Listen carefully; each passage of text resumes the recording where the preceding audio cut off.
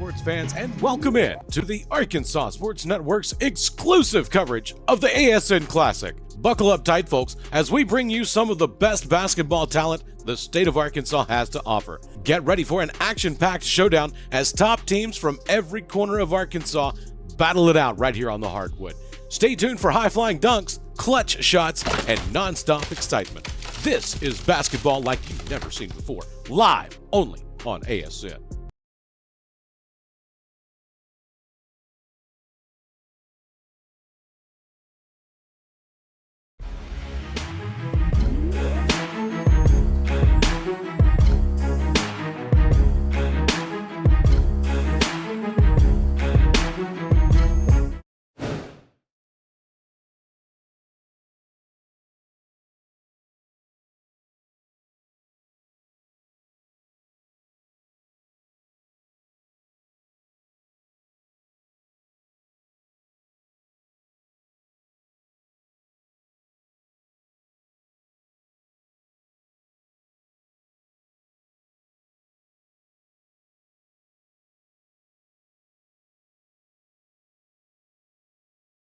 Number 22. Go.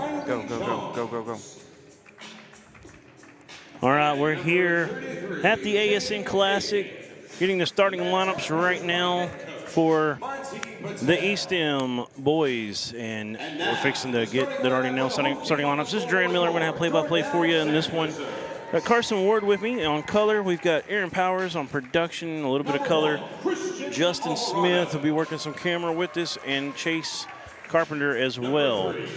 Appreciate everybody joining us today, and we're going to let you hear these starting lineups for just a moment as we kind of come in here. Number 12, Xavier Lunsford. And number 23, Braden Haney. This is game one of the ASN Classic. Tucker Colosseum, make some noise. It's game time.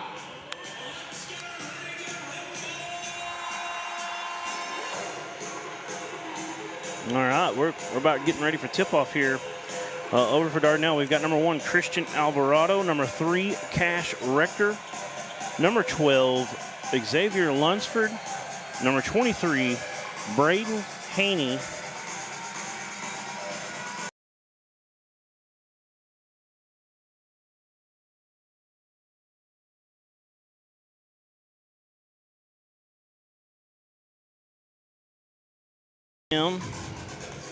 We're getting their roster set up here.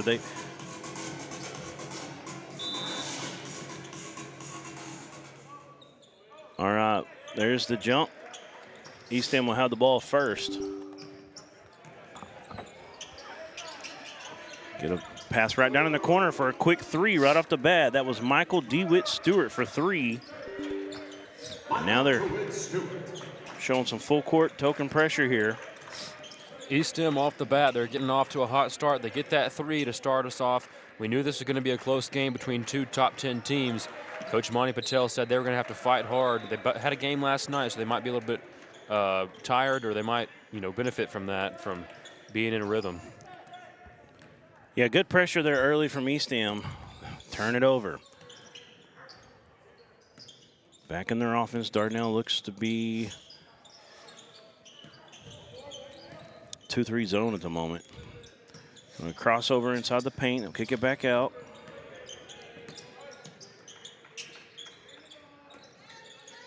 Get in the high post. Moving the ball around. Good ball movement. Bounce pass on the baseline. Get it to the wing for another three, and it's good.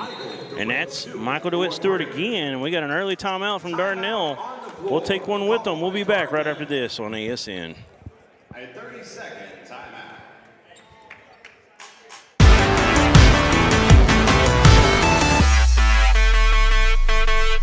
There comes a time in all of our lives when we need the help of legal services. Well, let Leah Jacobs at Heirloom Legal at 425 North Church Street in Atkins be your go-to when you are needing assistance. If you're needing a will or a trust, maybe you're helping an elder parent with Medicaid issues, or planning on opening a brand new business, maybe you have another legal need.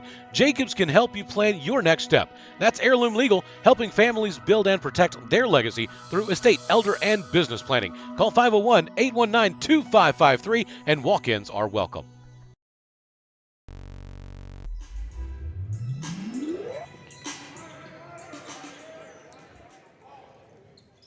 All right, we're back here at Arkansas Tech University, Tucker Colosseum. 6-0 early start for EStem. Back-to-back threes from Michael DeWitt Stewart, and Dardanelle had to call a timeout. Let's see what they draw it up now as they get it back into offense here. Alvarado working hard. Going to travel on the gather there as he kind of drugged the foot a little bit. Really tough start so far for the Sand Lizards. Yeah, Dardanelle, this is a Dardanelle team that's got a lot of talent, obviously, and like I said, they're a top 10 team. We have them ranked at number 7, EStem at number 10. This is going to be a dogfight. Nice drive, and they kick it back out. Good ball movement so far from EStem. There's another one in the corner. This time, that's a miss from Holden Kirk. Ball's knocked out of bounds, going to stay with EStem. Bryce McElroy, number 2 a moment ago, was one of the ones that got driving into the paint there. EStem has done a good job of moving the ball and finding some open shooters. We'll see if they do that again on this possession. McElroy kicks it out. DeWitt Stewart, 3 threes, 9-0, all early in this one.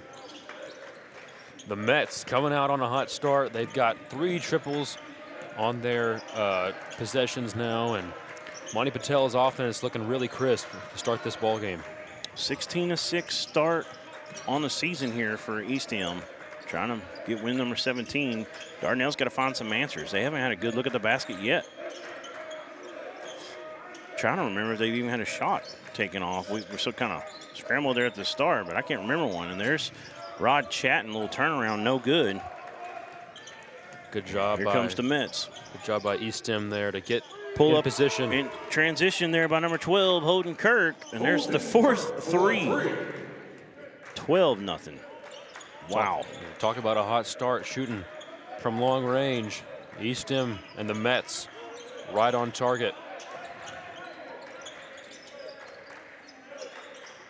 Dardanelle's had one decent look so far. It was that last possession. Chatton gets it to Alvarado for 3. It's no good. Nice rebound from Kirk. He'll push it up into the front court. I'm not sure about Chatton's long-range shooting ability, but he had a shot there if he wanted it, right there at the top of the three-point line, and decided to hand it off to Alvarado.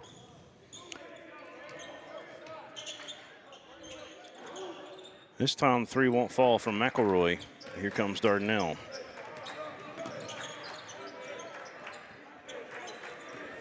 If you're Dardanelle, you have to do a good job right here. You can see, yep, you've got EStem getting all up in their business there, and They'll get the foul call on this one.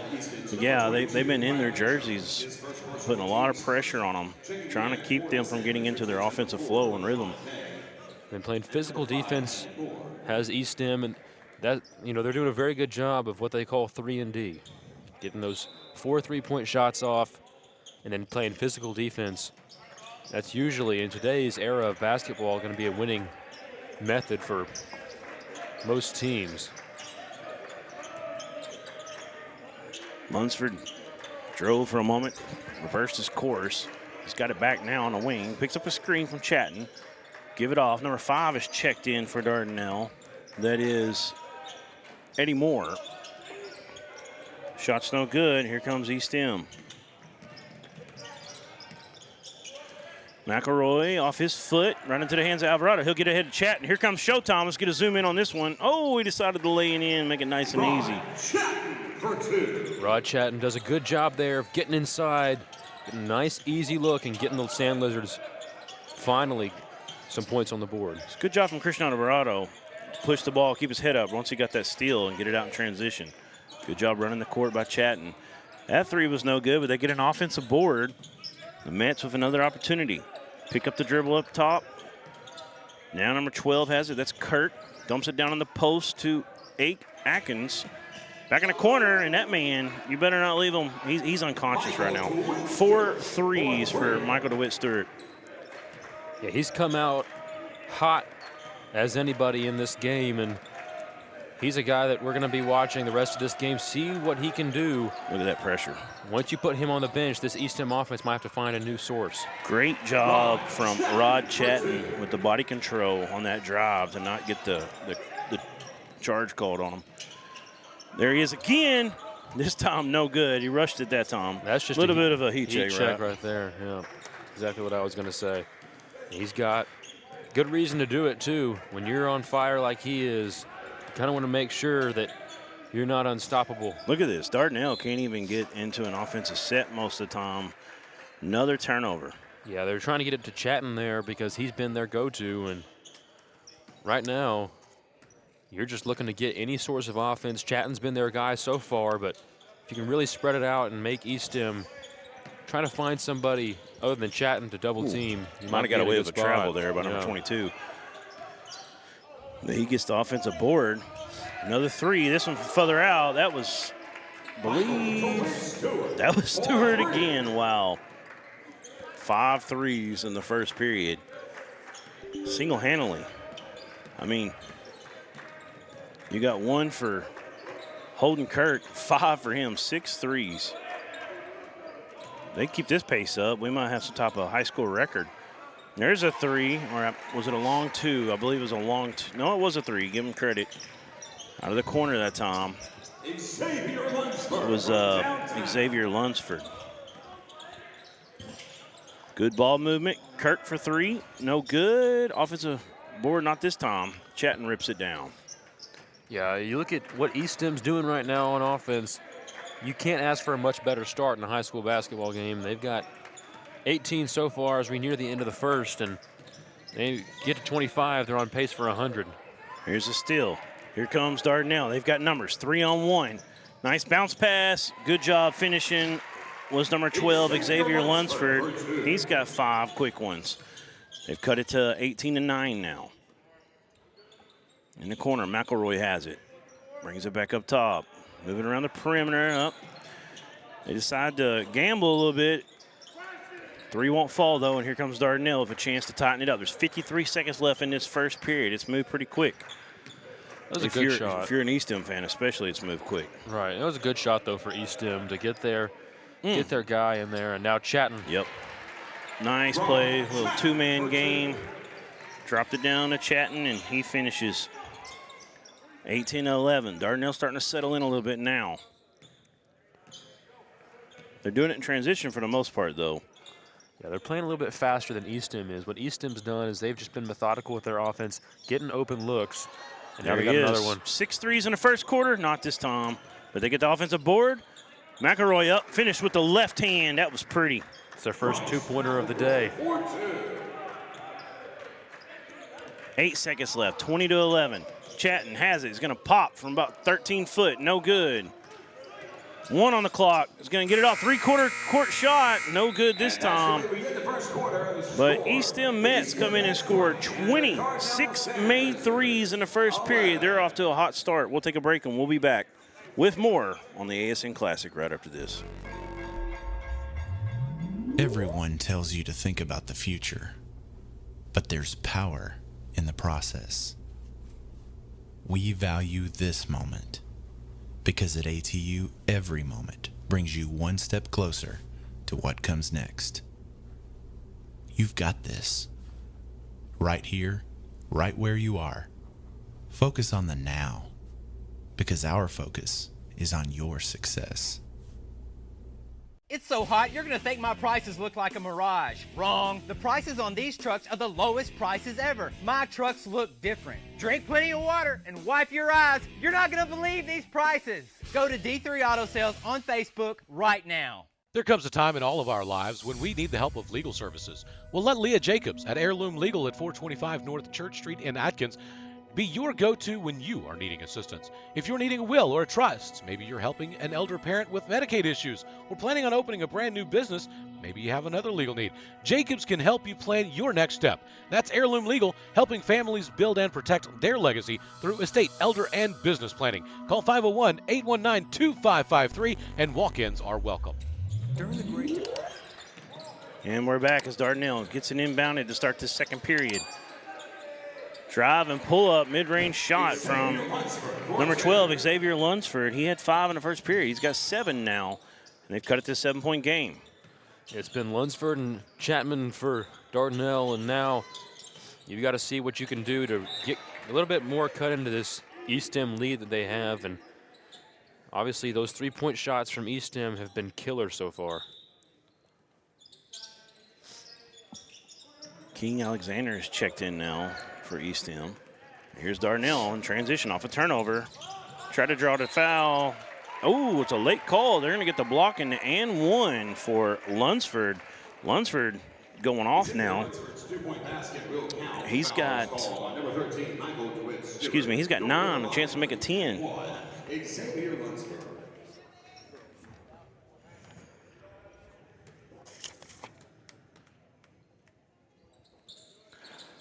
Free throw's no good.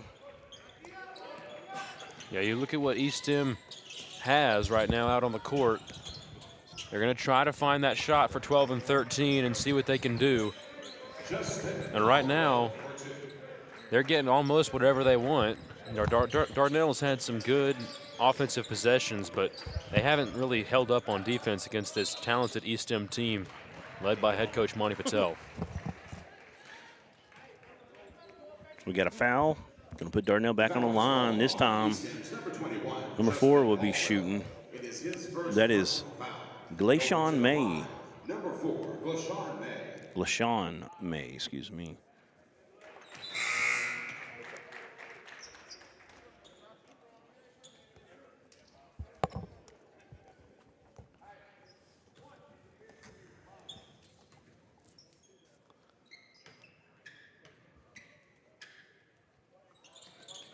Gets the second.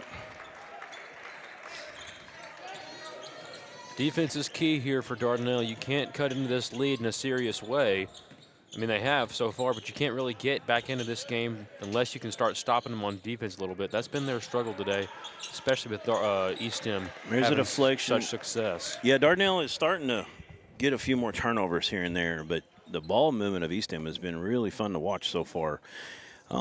Let's see if Dardanelle can continue to kind of extend and get a few more deflections like they have that's gotten them off in transition. That's a nice bounce pass. Hang, and he's going to get fouled and go shoot 2. See if they got Lunsford or Chatton on that one. Lunsford. Got him on the head just a little bit with the forearm. First free throw is no good. Checking into the game for the Sand Lizards is number 3, Cash Rector, and number 23, Braden Payne. If you're able to, if you're viewing right now, appreciate if you'd like and subscribe. Helps us out here tremendously with Arkansas Sports Network.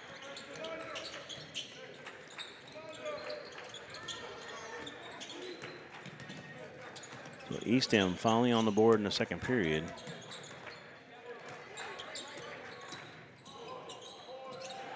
Nice Alvarado, drive. yep, nice drive. Got it to finish. They've cut it to a 4-point game. Crossover, kick out, pass up a 3. Try and get a better shot. Going to the short corner there and just drops it off about a 10-footer. Left-handed finish from number 21, Justin Caldwell. I really like the length of Caldwell. Look at that wingspan that he's got. I mean, he is just built like a basketball player and used that every inch of that length that he had on his shot right there. Got that swing forward look to him. He is listed at 6'4" sophomore. He's going toe-to-toe with Chapman down in the middle.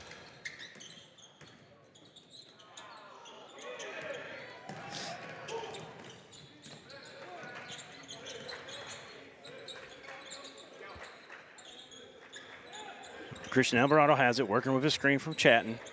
Now, drop it off. Chatton with positioning, lost it on the way up. No call, goes out of bounds. They're going to say EStem knocked it out of his hands. It's a great defensive play by Caldwell. Chatton gets in there, and he has been a pretty unstoppable force. Well, right, he's the one spot where they definitely have an advantage. If that's why they're trying to get it to him. This time, get it on a nice inbounds play to Lunsford. Lunsford getting his 11th point. Yeah, he's the one guy that EStem hasn't been able to stop, and that's a good stop on defense for Dardanelle. Yep, pretty good drive. Got a good look. Couldn't get it to fall. Was Number 0, King Alexander. Dardanelle here. Cut it to 2 or 1. Lunsford. Xavier Lunsford for 2. Doing a good job rolling out of that, dropping the ball off down to him. If you haven't heard of Xavier Lunsford yet, you probably will after this game. He is absolutely caught fire so far in this first half. It's been something Dardanelle's had to have to close the gap. It's such a hot start, and it's a 2-point game right now, Carson. Yeah, Lunsford's been their guy. It's been Lunsford and Chatton. I'm not sure if anybody else has scored for Dardanelle besides those two, but EStem, I really like the team basketball that Coach Patel has brought to this game today. He's had one player that had 6 threes, I think, 5 or 5. Yeah, so he's already had 15 points in the first quarter, and they can get him back in rhythm again, then they're going to have a good day. But right now, I haven't seen him get a shot off yet in the second quarter. It's been a good job from head coach Russell Sturdivant for Dardanelle to keep his team poised, and there's another turnover, and that's where Dardanelle's found their game. Force some turnovers, get out in transition a little bit, and then that has kind of got them in a little bit of a groove, settled them down to where they're starting to get some offensive flow now. These little pick and rolls, little pick and pops are been pretty efficient here as of late for Dardanelle. There's Chatton, kick out. Number 23 in the game, that three's no good. Rebound by, pull up his name here in just a moment. So got a transition bucket, no good. Offensive board, put back by Justin Caldwell is good. He's been instant offense since he's been in there. Microwave, just like, goodness, who's that guy from the Pistons that they used to call that? He was number 15. I'm drawing a blank right now. From what, Rip Hamilton? No, he would play for the Bad Boy Pistons. He came off the bench, and they called him the Microwave because he was instant offense. Let me think here in a moment. Alvarado, nice job. About an 18-footer out of the corner. Back to a 2-point game.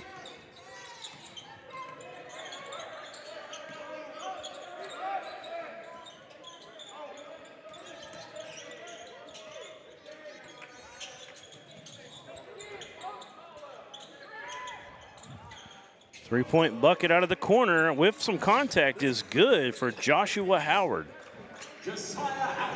Josiah Howard, I apologize. Get that fixed on this roster. Josiah.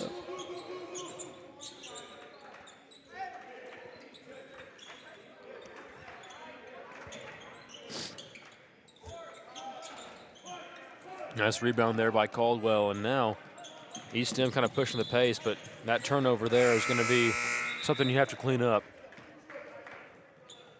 Yeah, if they didn't have the turnovers right now, they'd probably still have a 10-point lead or more. Yeah, and those are things that once you get into the state tournament, maybe that you're going to have fixed. But right now, a little bit early in the season, maybe a little early. At least you hope, right, for sure. Right. This is earlier in the season. That's not necessarily early anymore for some of these teams, but especially EStem that only has a basketball program, no football. Yeah. Well, we're about midway through the conference slate now, and January is where the grind really begins, getting set for that postseason play. There's that little pick and roll. They don't pretty good job defensively that time for the Mets. Kick out, open three. It's good. Stepped into that shot was number 4, Glashawn May. He's got 5, and it's back to 2, 28-30. 2-point advantage for EStem with 2:22 to go in the first half.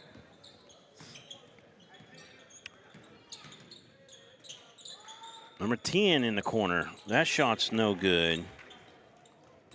That is Xavier Walker, a 6'2" senior. A 2-point game right now, and this is really interesting, especially after EStem had such a huge lead. I believe it was 13 points, 2-15 or something like that at one point. And Dardanelle has done a fantastic job of getting turnovers and closing the gap. Lunsford got a good look in the corner, couldn't get it to go. Back out in transition. Now they settle it down. There's a 3. That was number 12, Holden Kirk. It's no good, but they get the offensive board now. Caldwell has it. Kind of where he kind of wants to be, maybe a step or 2 out. I thought he might back down Chatton and go to work. He decides to kick it out. Now Kirk Off with the right hand, no good. Caldwell with the long arms, no good. Gets his own putback, no good. And Chatton finally clears it for the Sand Lizards.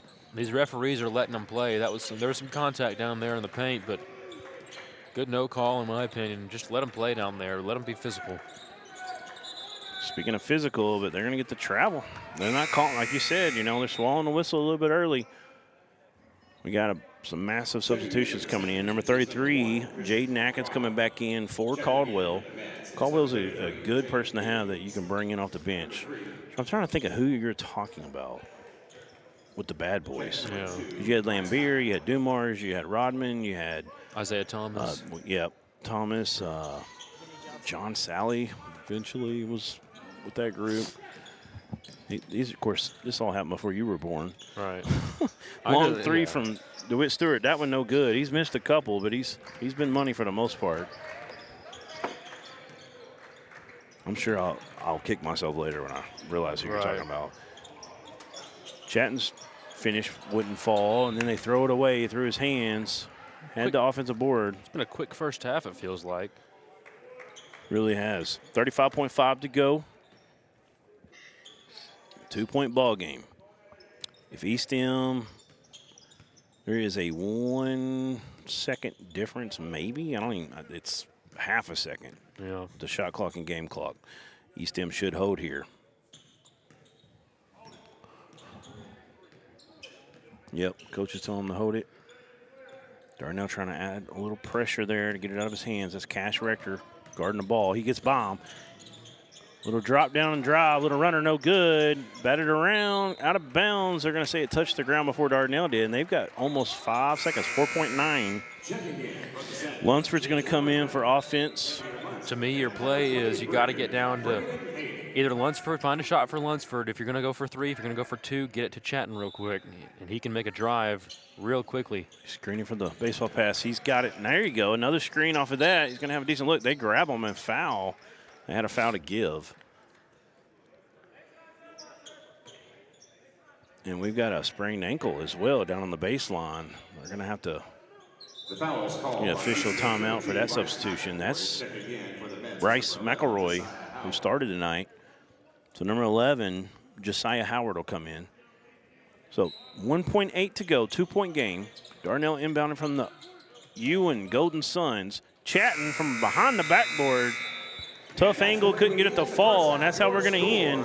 2-point ball game.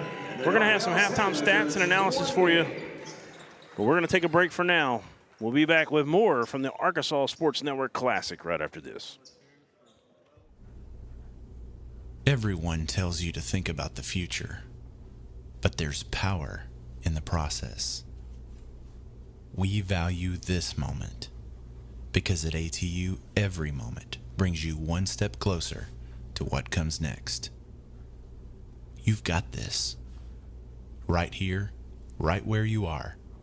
Focus on the now, because our focus is on your success.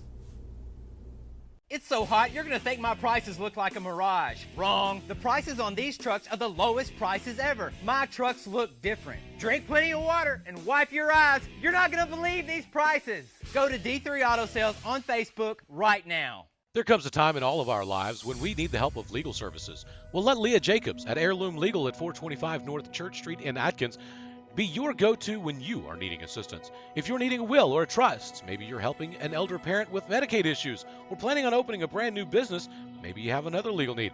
Jacobs can help you plan your next step. That's Heirloom Legal, helping families build and protect their legacy through estate, elder, and business planning. Call 501-819-2553, and walk-ins are welcome. During the Great Depression, nothing came easy. But with just 5 cents, an old truck, and a load of hay, John Tyson and his family found a way to deliver quality chicken to other hardworking people. Today, Tyson continues to find new ways to help put a chicken in every pot. Because people deserve farm-raised chicken of the highest quality. At Tyson, we remain committed to this simple promise: to always keep it real, to always keep it Tyson.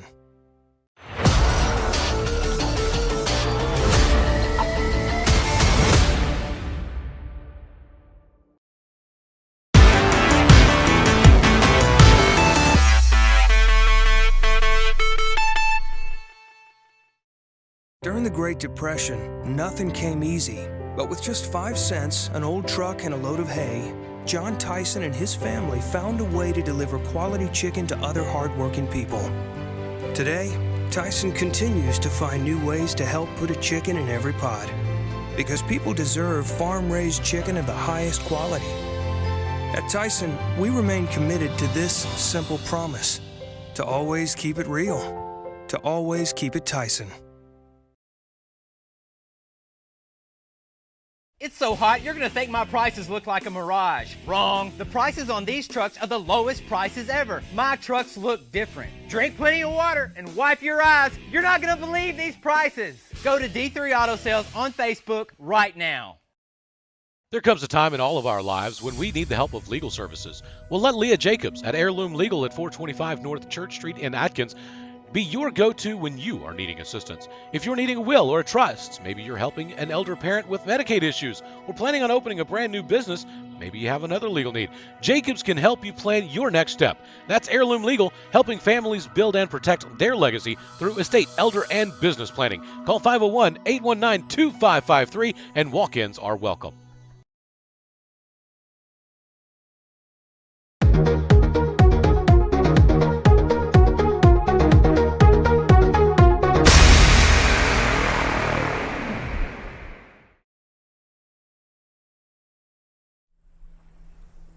Everyone tells you to think about the future, but we know there's growth in the journey.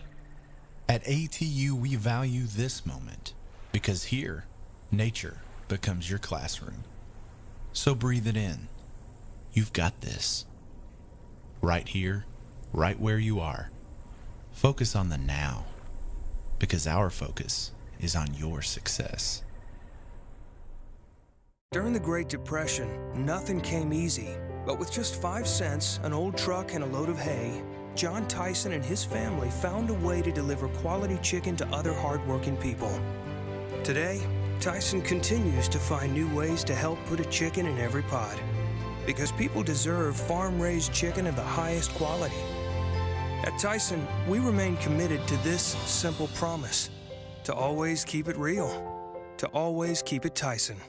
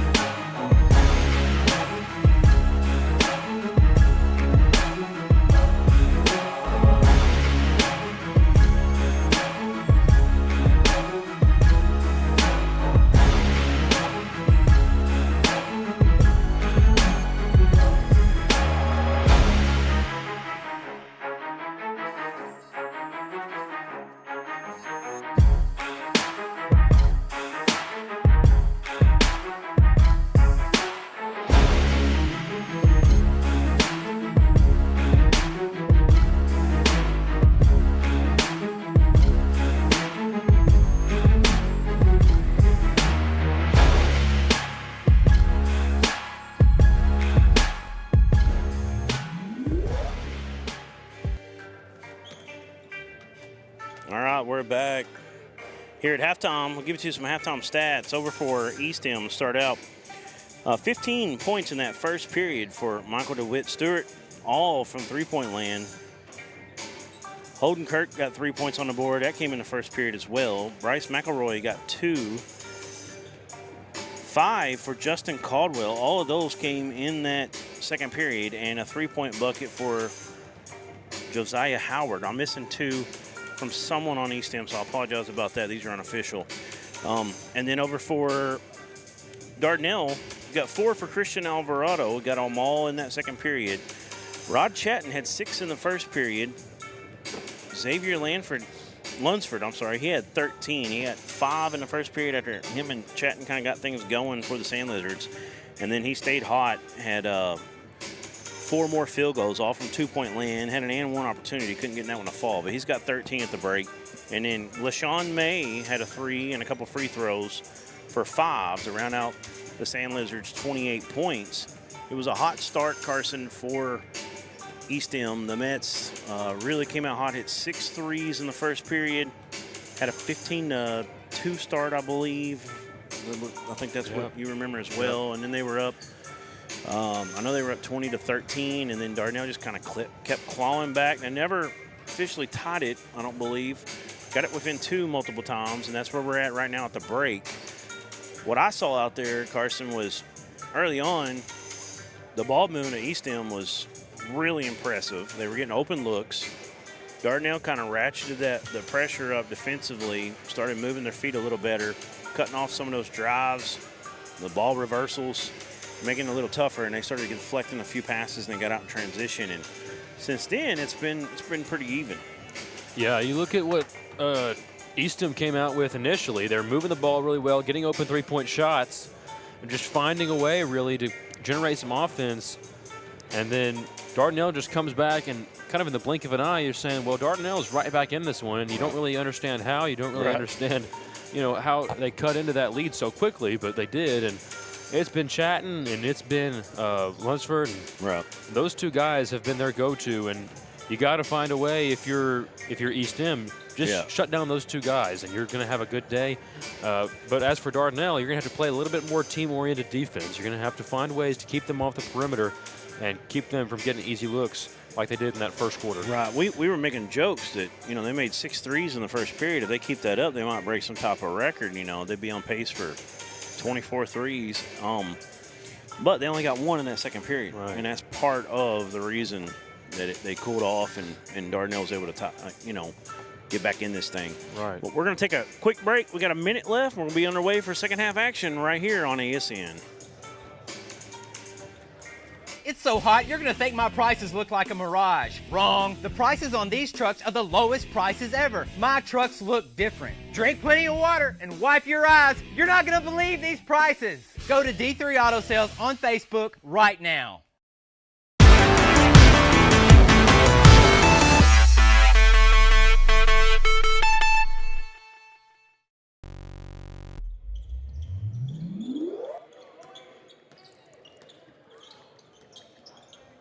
All right, we're back. We're ready here for second half action. EStem with the ball first. Picking up the dribble, kicking it back up top. That's number 22, Riley Jones, who kick it in the corner to McElroy. His three's no good. Rebound looks like off of EStem, off of big Jaden Akins. It's going to go back to Dardanelle, so they get a stop on that first possession. EStem coming with a little full court pressure here. Looks like they're trying to trap in the backcourt.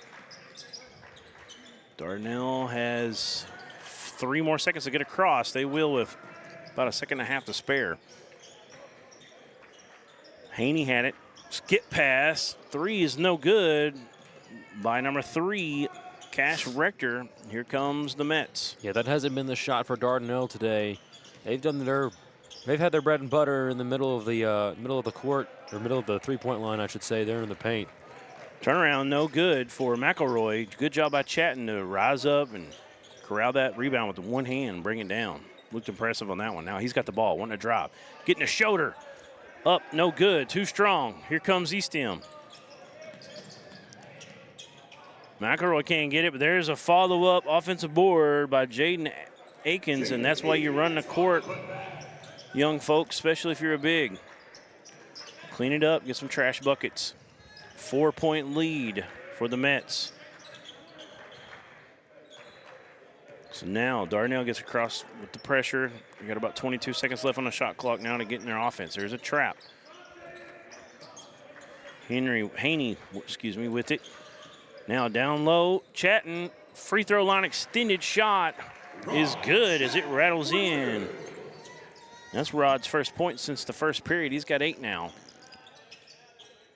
Great job by Chatton doing what he does best, getting on the inside and getting a couple for the Sand Lizards. Good defense right there from Haney against McElroy. Really moving the feet well.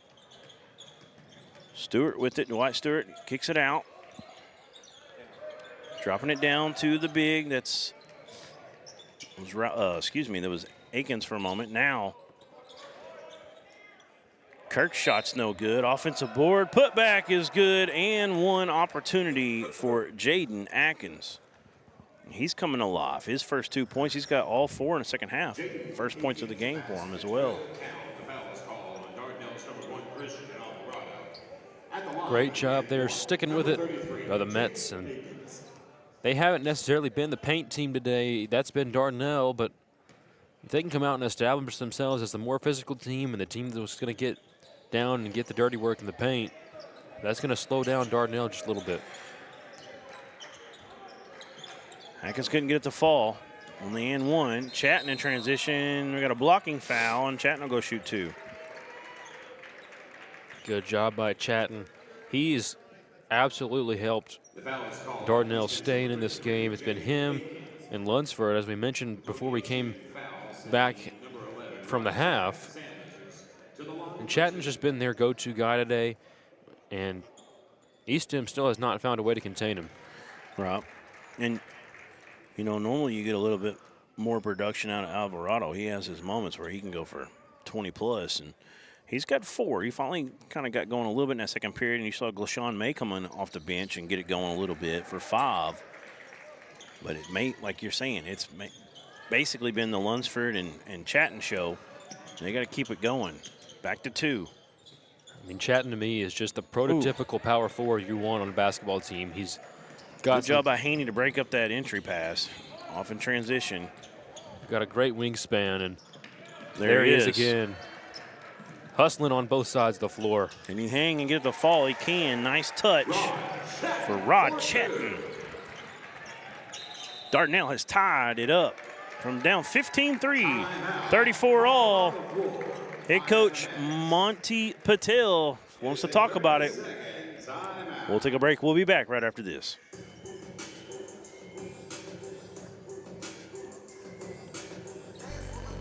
There comes a time in all of our lives when we need the help of legal services. Well, let Leah Jacobs at Heirloom Legal at 425 North Church Street in Atkins be your go-to when you are needing assistance. If you're needing a will or a trust, maybe you're helping an elder parent with Medicaid issues, or planning on opening a brand new business, maybe you have another legal need. Jacobs can help you plan your next step. That's Heirloom Legal, helping families build and protect their legacy through estate, elder, and business planning. Call 501-819-2553, and walk-ins are welcome.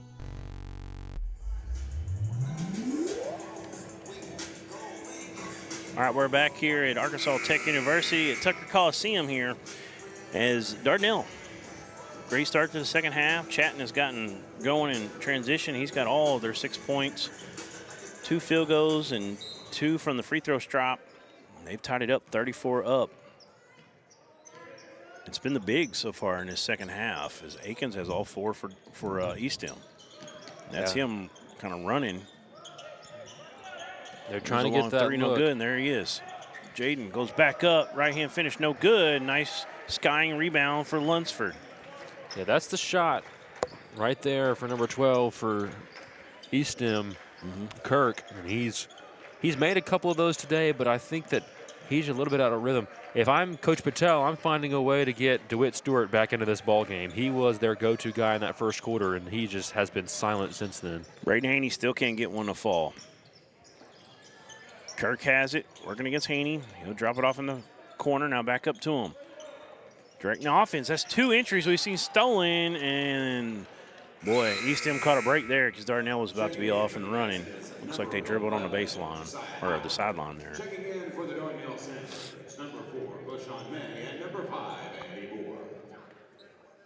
So Glashon May coming back in, and Eddie Moore for the Sand Lizards. Almost Justin Caldwell time as well for EStem. If you're going to keep playing this paint game like they've been playing, and that's what it's looking like right now, you're going to want Caldwell in there. And that too much speed, too much length and athleticism to make that pass. So DeWitt Stewart gets it. And there's an open look for Kirk, no good. May with the rebound for Dardanelle this time. Let's see if they do a better job taking care of the rock this time. Chatting, back out to May. May picks his dribble up. You can Getting tell more, moving it around. Go ahead. Kirk on that other end is confident in that three-point shot. Just hasn't been able to get it to fall so far today. Maybe he'll catch fire here sooner rather than later. He was the one that had the three in the first period with DeWitt Stewart, but you forgot about him because DeWitt Stewart went off so bad. But since then, you know, it's really been code for him.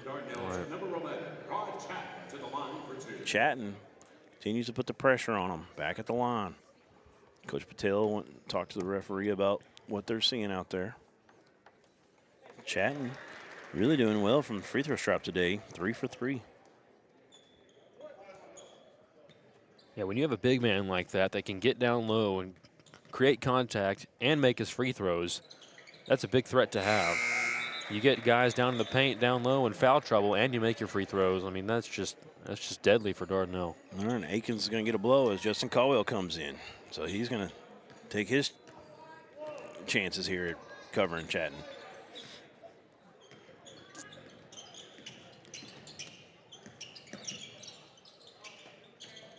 Caldwell gets it to Kirk, back down to him. Them long arms goes right to work. I'm telling you, he's instant offense. He's got 7. Justin Caldwell, Mr. Microwave, he's instant offense. He can get hot in a hurry. And he's got great length, and he's going to be the guy probably they're going to put down there, on Chatting. And that's part of his game, too, is you can get him on Chatting with that great length that he has. Lunsford tried to get one up over Caldwell and surprise him. It didn't work. Too strong. Here come the Mets. Kirk has it, top of the post, picks the dribble up, gets it to number 22, Riley Jones. And now he'll drop it off to Caldwell for 2 more. I'm telling you, I mean, those advanced analytics, his plus numbers are going to be through the roof. There's a steal. 2-point lead. Kirk got positioning. Gonna wait, left-hand finish. That was a pretty move. We got a timeout from head coach Russell Sturdivant and Dardanelle. Back to a 4-point lead. We'll be back right after this on ASN. So hot, you're gonna think my prices look like a mirage. Wrong. The prices on these trucks are the lowest prices ever. My trucks look different. Drink plenty of water and wipe your eyes. You're not gonna believe these prices. Go to D3 Auto Sales on Facebook right now. We see you. Your incredible potential and willpower set you apart. You're first to take that leap of faith. First to get to work. First to solve the problem. No burden should be carried alone. We'll be there. Every step, day, challenge. First is your destiny. We get it because first is who we are.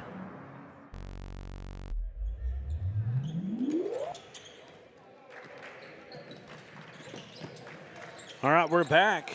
Dardanelle, Christian Alvarado, he's still trying to get going from 3. That one's short off a transition, and somehow, if it was anybody but Caldwell, that's going out of bounds. But Go-Go Gadget Arm pulls it in, and it's knocked off off of Dardanelle. Stays with the Mets. That's,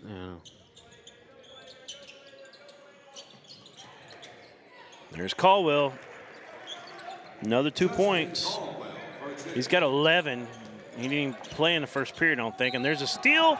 DeWitt Stewart lays it up in the end and 1. What a great play. I think he got a little bit offended by us thinking he was only a 3-point shooter. He had to get down there and get the and 1 with the contact. Little physical basketball down there on the block from Michael DeWitt Stewart. And number 23, Braden Haynes. Wow. At the line for EStem is number 13, Michael DeWitt Stewart.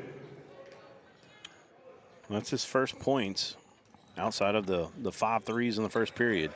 Free throw's good, so his points all come in threes, even if it's the old-fashioned way. Right. If we had a D3 Auto Sales MVP, he would be the guy. Right? He'd be the guy. 18 right now. And he gets it back up top.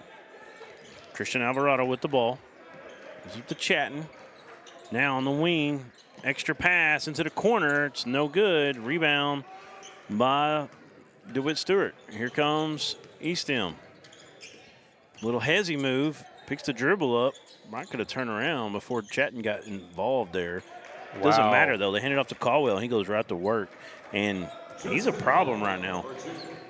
He's being more physical on that drive. I felt like he brought the physicality to Chatton. Yep, it's hard to out-physical Chatton.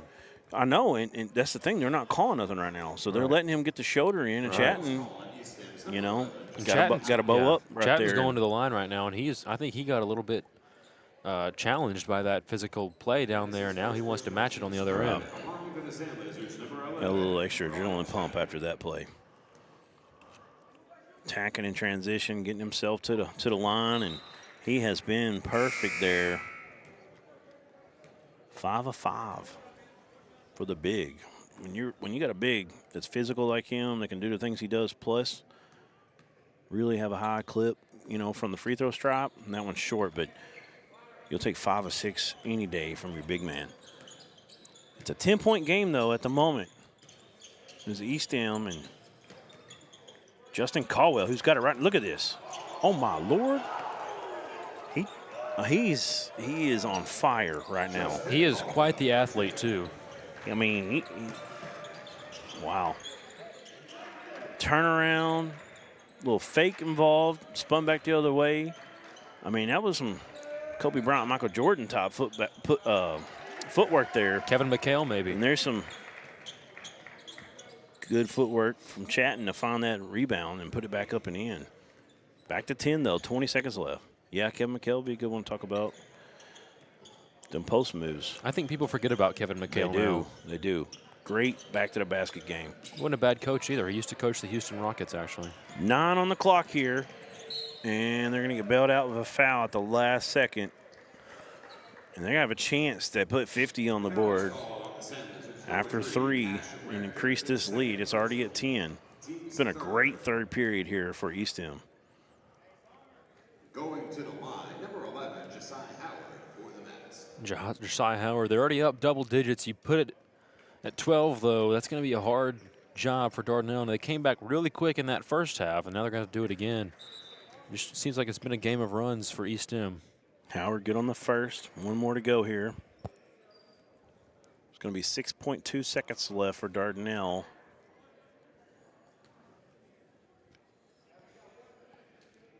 If they can get the rebound if he misses here. That one looks good as well. It is. He's got 5 in the game. So Dardanelle, 6.2 seconds. Having some full court pressure here. That's going to be a tough play. That slowed him down enough. They got 4 into the front court. Alvarado for 3. That's big. Wow, that is big. That could really help momentum, but even bigger, Christian Alvarado, one of their best three-point shooters, sees one drop in the hoop, cuts it to 51 of 42, a 9-point game, and that's a little bit of a momentum still going into the fourth. Let's take a break. We'll be back with more from Tucker Colosseum on the ASN Classic. Everyone tells you to think about the future, but there's power in the process. We value this moment because at ATU, every moment brings you one step closer to what comes next. You've got this. Right here, right where you are. Focus on the now, because our focus is on your success.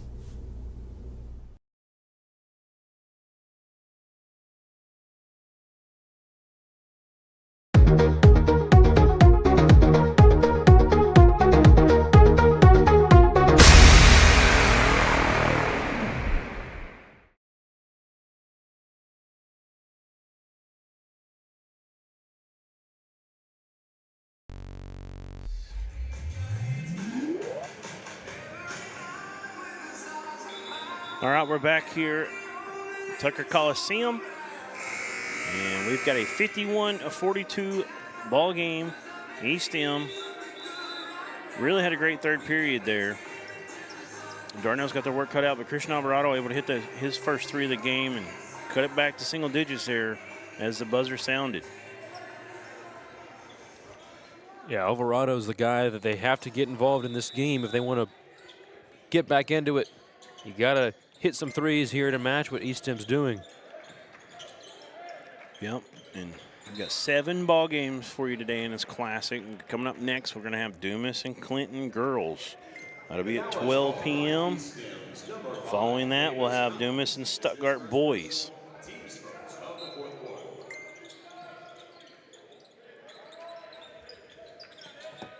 Back in the corner that time, Alvarado's three's no good. Chatton falls down, fighting for the rebound, and here comes DeWitt Stewart and EStem kicking out. Oh, Chatton deflects it. He gets it. This is the start. Dardanelle's got to bring the energy, and they've done that so far. See if they can get one to fall on the bottom of the bucket this time, though, on this trip. Chatton has it, drops it, and they're going to say that they're going to say it was dropped on his own. Coach Sturdivant arguing the point that he didn't have complete control.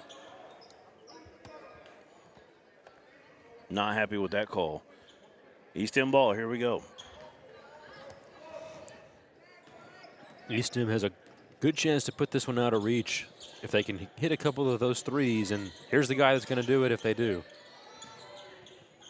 See if they can get it down to Caldwell as well.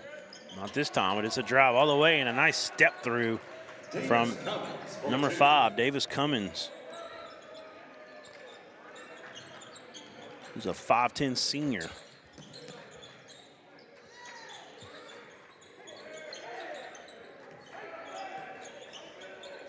(53-42), back to 11-point lead. You know, we haven't heard a lot from Lunsford in the second half. I think that's not at all. And there's Alvarado.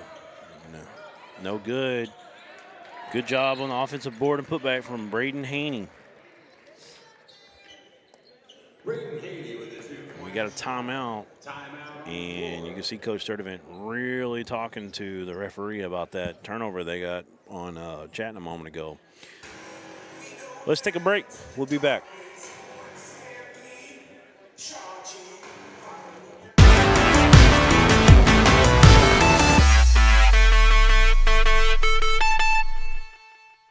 There comes a time in all of our lives when we need the help of legal services. Well, let Leah Jacobs at Heirloom Legal at 425 North Church Street in Atkins be your go-to when you are needing assistance. If you're needing a will or a trust, maybe you're helping an elder parent with Medicaid issues, or planning on opening a brand new business, maybe you have another legal need. Jacobs can help you plan your next step. That's Heirloom Legal, helping families build and protect their legacy through estate, elder, and business planning. Call 501-819-2553, and walk-ins are welcome.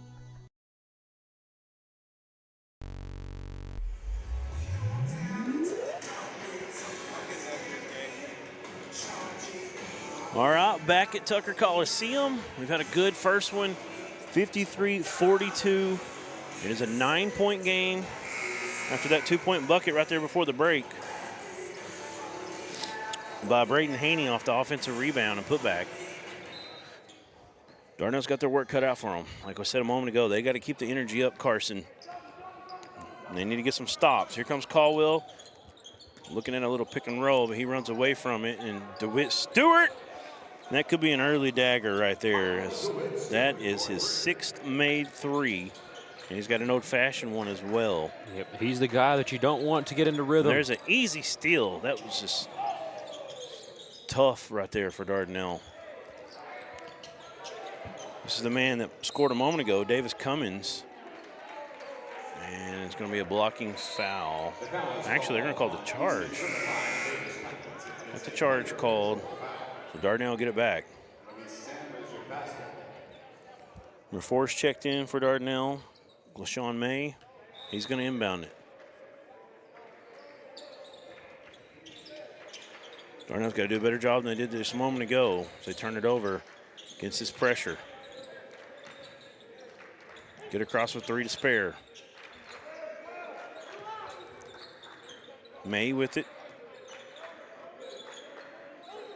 And Alvarado.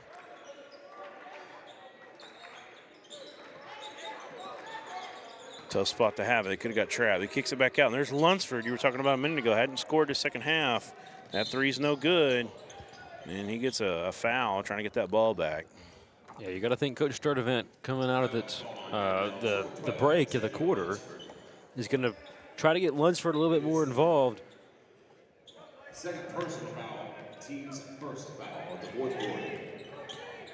Dardanelle has to get stops. Down 12. Stewart for 3. It's good. No surprise. Wow. No surprise. Justin Caldwell for 3. Michael DeWitt Stewart. Yep. 7 made threes and an and 1 3. 27 points. Or 24 points, excuse me. Yeah, he said it wrong. Sorry, you can't hear my producer. He's saying. I did or you did? Oh, the stadium announcer said Caldwell. There they tip it for a moment. No problem, though. Riley Jones brings it up. May trying to make his life tough, and now we got a timeout from Coach Patel. Let's just keep it here and talk this time, Carson. 15-point game. I feel like those last 2 threes have really, I mean, it's not over. There's still enough time. But Dardanelle's basically got to get multiple back-to-back stops, and they're going to have some threes fall on their end as well. Yeah, but who else other than Michael DeWitt Stewart coming in, closing them out.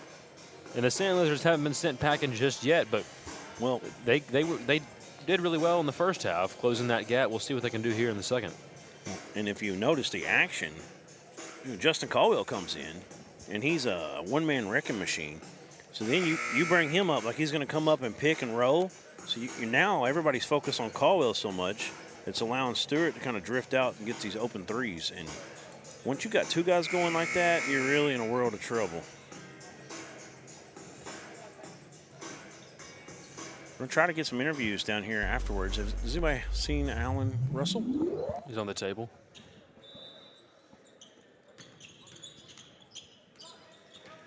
Okay, I see him. We got to travel.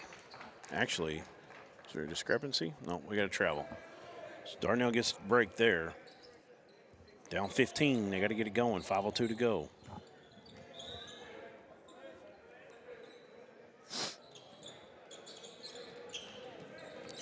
For Dardanelle, you're looking for your guys, 11 or 12.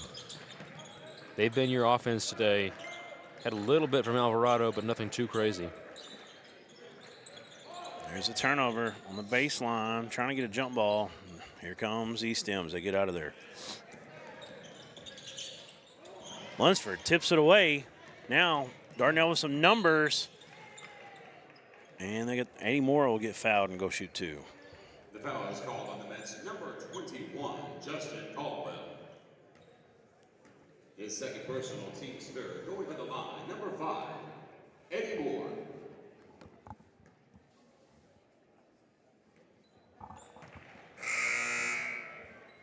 Checking in for the Mets, number 12, Holden Kirk.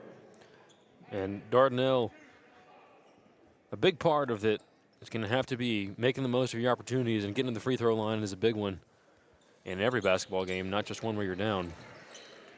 And Chatton's done a good job of converting. He only made 1 there. Yep.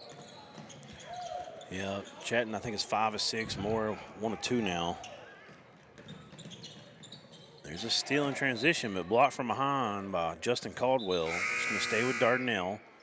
McElroy's going to check in. Caldwell's going to get a breather. Boy, nice to have a guy like that as your 6th man, ain't it? Yeah. But now, boy, the referee wasn't looking. That got taken out down there when they threw the ball in from the terminal. I'll tell you what I'm doing if I'm Dardanelle, is I'm going to find Chatton as much as possible. There, Lunsford as well. He hits that 3 out of the corner off the inbound, and it's getting a little bit more interesting now. 11-point game. There's another deflection. Lunsford tried to run it down. No foul. They're going to say he was stepped out. They're not going to call it a foul. They're really letting him play today. They're letting it go in Tucker Cove. I'll tell you what, though, if I'm Dardanelle, I'm finding number 11. I don't see 33 out there. I don't see 21. I'm finding 11 and getting the mismatch down low, if they can even get it across the court. Wow. Can Dardanelle keep up this pressure? They have gone pretty deep. They have to keep this intensity up, though, and hope that EStem keeps making some mistakes. Nice ball movement, almost went to the hands as Chatton rifled that one in there. There's Lunsford. Step back three. It looks good. It's oh, in and out. Man, that was so Rebound. close. Will they push, or will coach tell them to slow it down? They're going to call a blocking foul on the Euro. A little out of control on that one. Dardanelle fans didn't like it. I thought he just got tripped up a little bit there. Maybe you call that a foul for tripping him up. But He tried to Euro around it, clipped him on the knee, so that's what they called. Second personal, teams second. Going to the line for the Mets, number 11, Josiah Howard.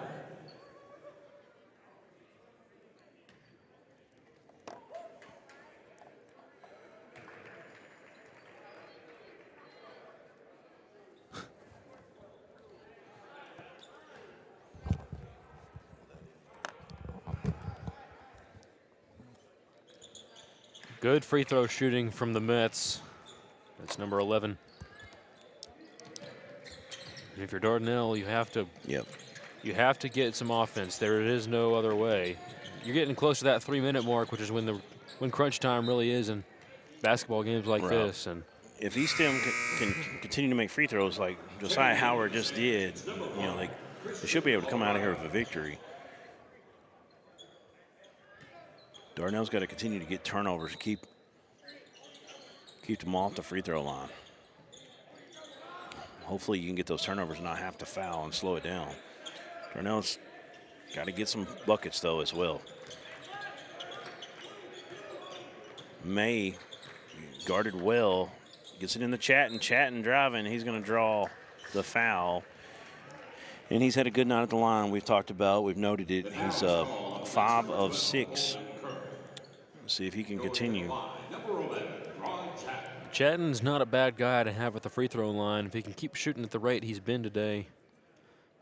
And like I was saying, mismatch down there. There's not anybody who's going to be able to guard Chatton at the moment that EStem has in the game from my perspective. I mean, you get him down there on Kirk and. Yep, they got both bigs out right now, Akins and Caldwell. Kirk's more of a perimeter guy, it seems, and getting down there in the post with Chatton is going to be a challenge. I think Riley Jones has to muck it up a little down in there. Wow, quick three. I don't think Coach Patel's going to like that one. You better make it if you take it. He doesn't. So here comes Dardanelle, down 11. Trap up top. He's got to get rid of it. Someone comes and helps him. That's Eddie Moore. Now, number 3 with it. That's Cash Rector. Dardanelle's got to go pretty quick here. Shot clock down to 15. Hanging and hitting, though, was number 4, LaShawn May. That was a big-time play from him, and you don't want to foul if you're EStem. If he can make that tough shot, let him make it. Don't foul him, and let him have this type of opportunity. It's back to single digits. LaShawn can cut it to 8 if he can make this.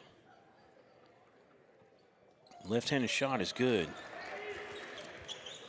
61-53. Dardanelle would love the turnover right now. They get it into Stewart. That early 3 last time was really not what Coach Patel wanted. They're doing a better job this time of taking a little clock off. DeWitt Stewart skips it over the top of the defense area. Now they'll take a long 3 with 13 still on a shot clock. You can get that shot off at any time. It's King Alexander, wasn't it? The shot taker was, what number is that? 0. 0. Yep, King Alexander.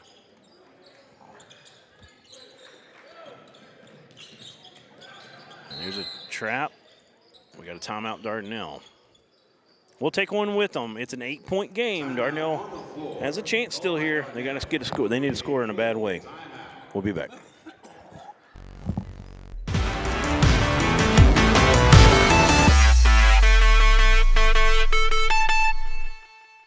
During the Great Depression, nothing came easy. But with just 5 cents, an old truck, and a load of hay, John Tyson and his family found a way to deliver quality chicken to other hardworking people.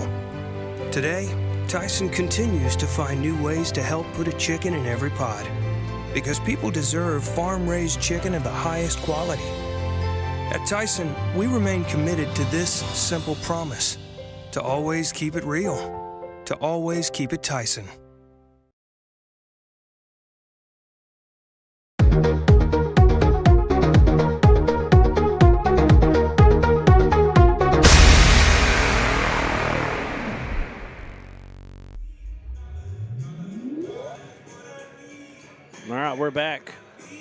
61-53 with 2:27 to go. Dardanelle making a little run here late. They've got the ball.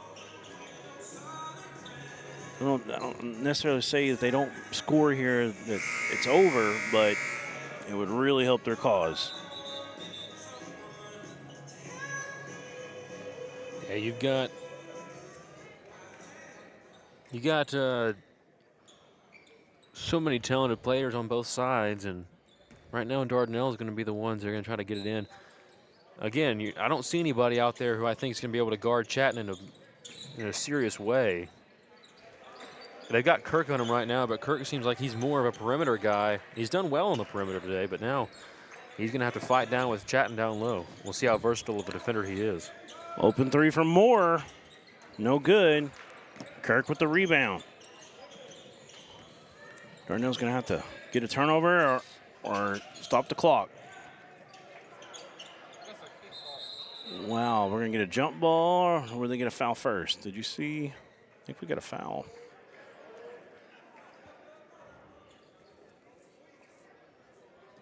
We got a timeout. Got a timeout from Coach Patel. It's a full one. So they're going to keep possession. Got the timeout before there was a jump ball called. Let's take a break. We'll be back.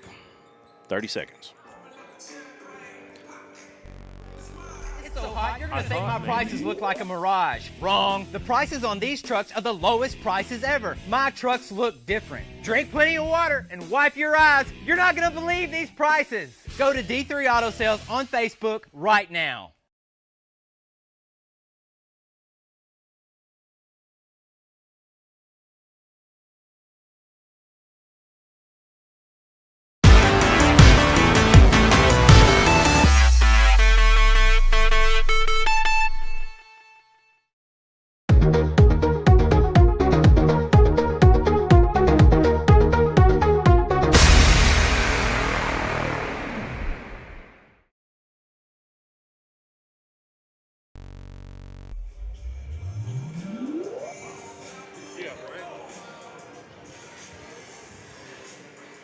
All right, we're back here at Tucker Colosseum.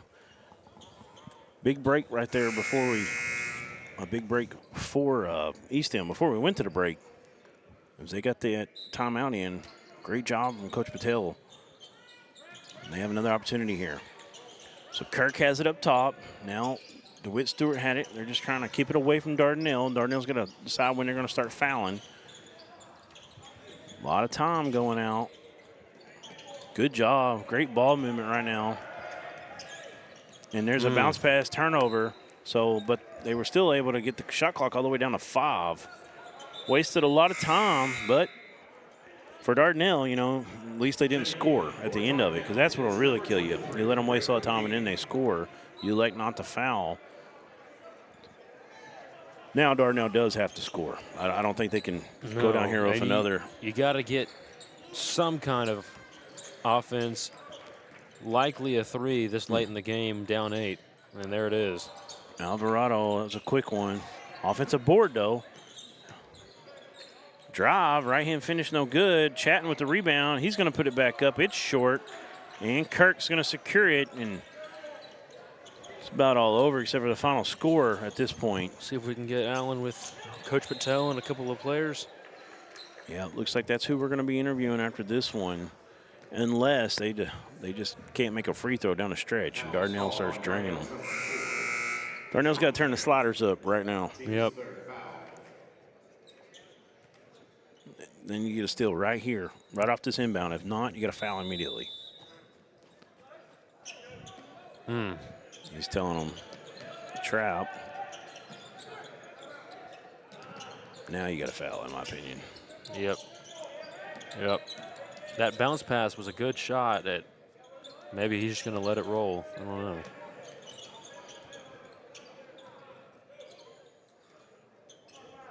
I give credit to EStem. They started the game out like this, just moving the ball around. Different reasons at that point. They finally get a turnover, but they wasted 30 seconds of the shot clock almost, something like that. You can't be going for 2s right now.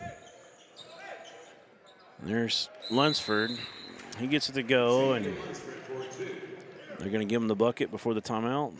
They do. So, I mean, they've cut it to 6 quietly here. Lunsford, a guy that they've had to have. You know, he didn't score in the third period, and that's when EStem built their lead. Of course, they had guys like Justin Caldwell just doing what he wanted offensively with 8 points, all from inside the paint in that period. And then you come into the fourth, and Michael DeWitt Stewart starts it like he started the first quarter with 2 more threes. He's got 7 on the night, made threes. 24 points total, right? I mean, that's yep. huge. 7 threes and then an and one.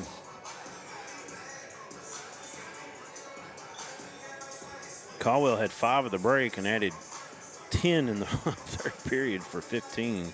He only played in the second quarter and the third quarter. Well, a little bit at the start of the fourth, but I mean, and that was what helped kind of get Michael DeWitt Stewart back open again. Right. Was what he did in that third period. Right. I mean, to me, if I'm EStem, I'm putting your best free throw shooters out there right now. You don't need to worry about defending Dardanelle a whole lot, because if you can knock down free throws, this game's out of reach. Well, think about it right now. It's a 6-point game with 29 seconds, and they were able to take 60 seconds off the last 2 possessions. Yep. Got the shot clock down to about 5 both times. Yep. But if you foul them early, it's probably not a 6-point game, you know, if they made their free throws. You can play the what-ifs all day. Dardanelle right now has to get a steal, and they got to get a foul if he gets across half court. You got to foul him right now, and they do. 20.4. I mean, they weren't far from getting a shot clock violation there. They actually got a timeout instead of a foul. So I apologize. I thought he got a foul. They're making contact right when they blew the whistle. Yes.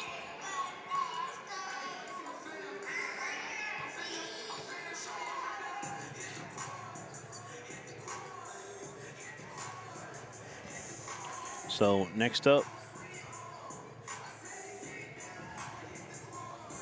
got the Dumas girls.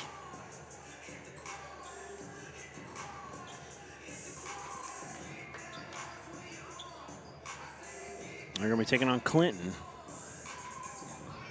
That Clinton, you can see in the way the court runs here, I believe that is the north corridor there.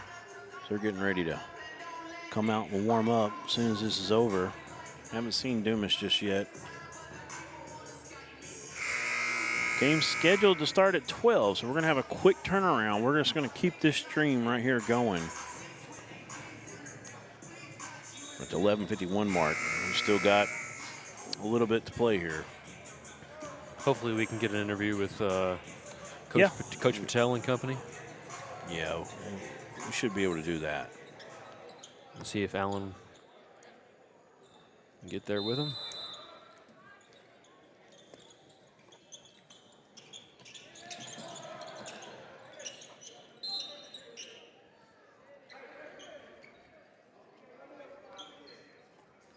And now we finally got the foul, so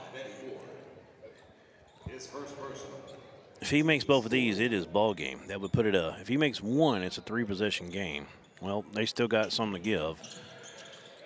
Sorry, I'm trying to set up stuff for the next game. And here's the other foul. Where we're at in the arena, we can't see fouls, team fouls, any of that. Now they're at the line.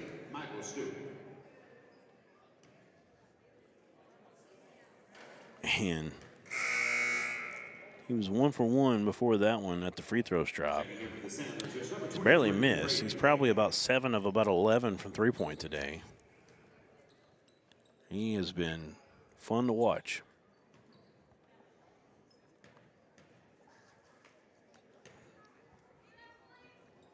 Second one is good, so he gets the shooter's roll. Dardanelle's got to go quickly, 17 seconds. Chatton has it. He's going to go for 2. They're going to get the foul before the shot. Can't see how many fouls they have to give. You can cut it down to 5. Actually, they're. He's going to get the shoot. You can cut it down to 5 right here, and Chatton's been pretty reliable at the line today. It looks like I jinxed him. Yep, it's your fault. Yep. Checking in for the Sand Lizards, As usual. Ash Rector, and number 4, Glashawn Bay. If he can make this one, he'll have 20 points. He's got 19 at the moment. Gets the second one. Someone get a hold of Alan Russell so we can get some interviews here. There's a steal. Clock's down to 10. They got to go fast, fast, fast. Got to hit a 3 right now. No time. That's short. Wow. That is going to be all she wrote. Yep, that'll do it. We'll get it ahead. And the buzzer will sound. 62-56 is the final. We're going to take a break. We're going to come back, see if we can get some interviews, and we'll give you the end-of-game total stats. And then we'll get ready for Dumas and Clinton girls right after this. We want to thank the Arkansas Army National Guard. Everyone tells you to think about the future, but there's power in the process. We value this moment because at ATU, every moment brings you one step closer to what comes next.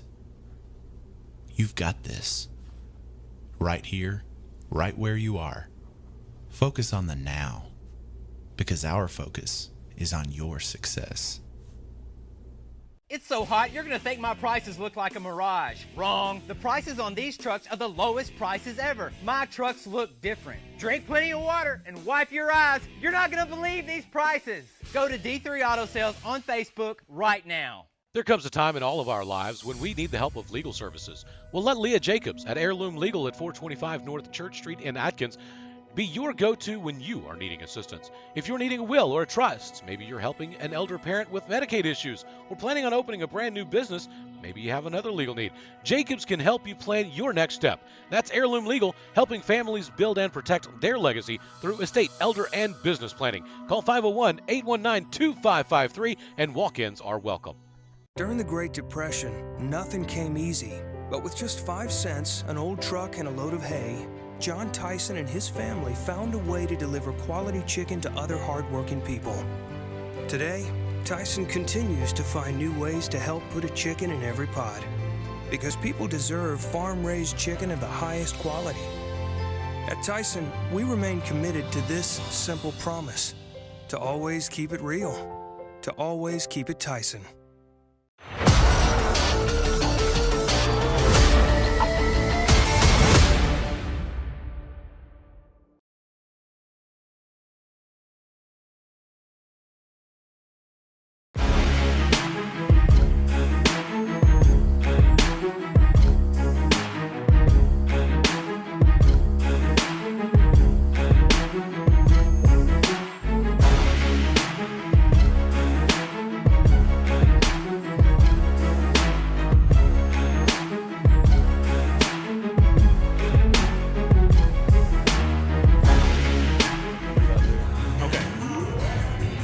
Okay.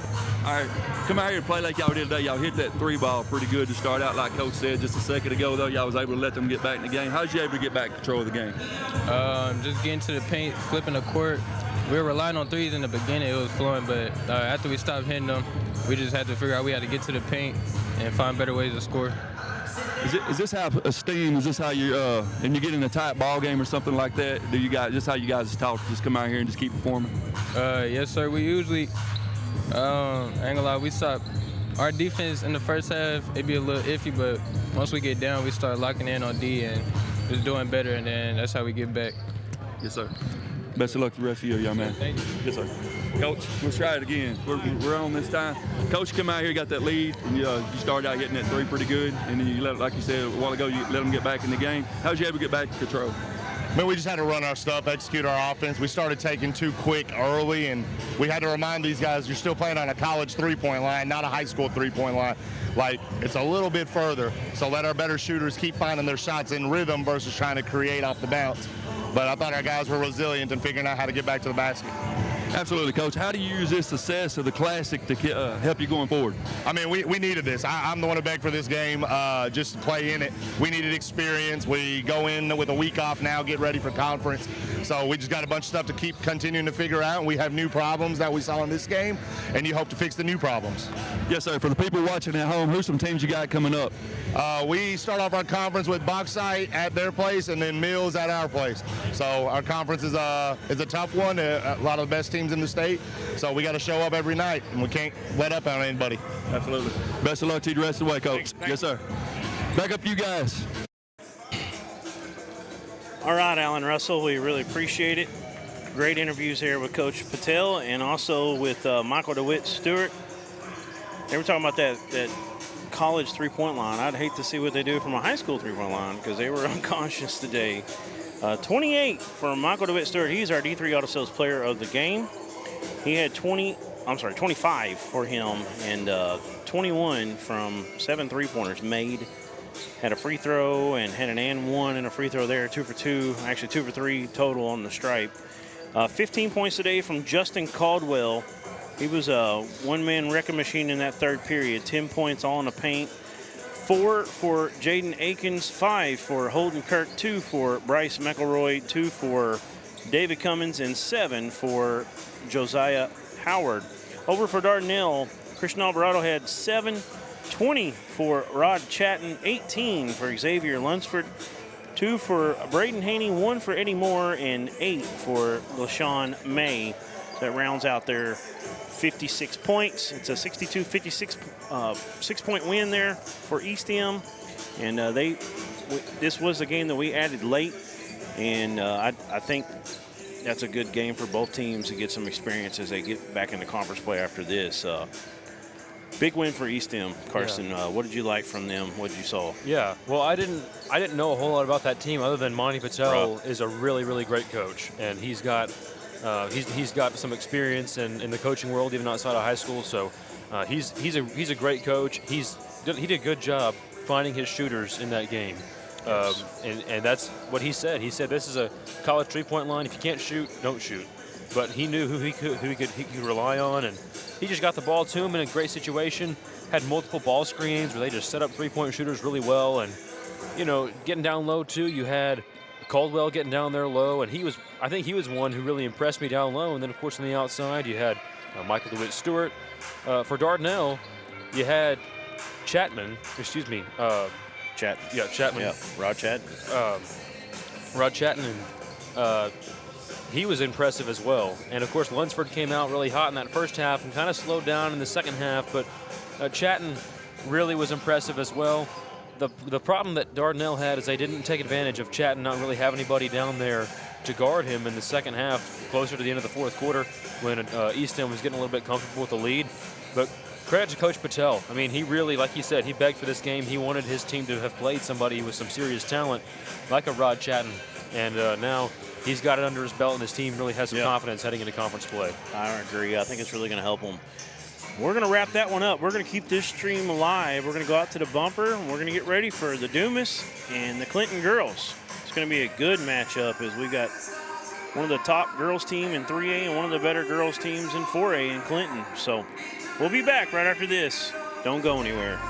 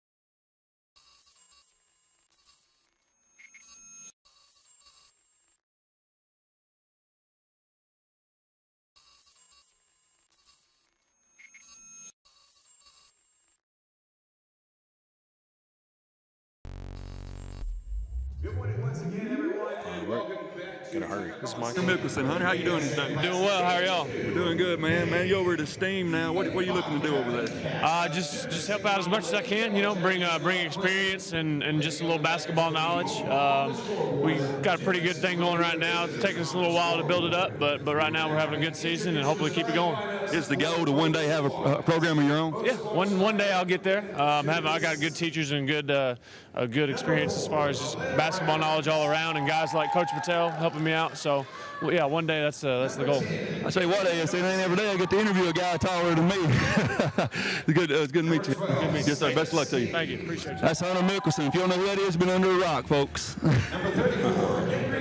Yeah, we talked about him a little bit early. Hunter Mickelson played for the Razorbacks, transferred. Trying to remember exactly now. That was a little bit. You said Texas Tech, right? Was it him? I think he went to Kansas. I think he left us and went to Kansas, but I can't remember now. But he left the Razorbacks. It was around the Pelfrey, Mike Anderson time.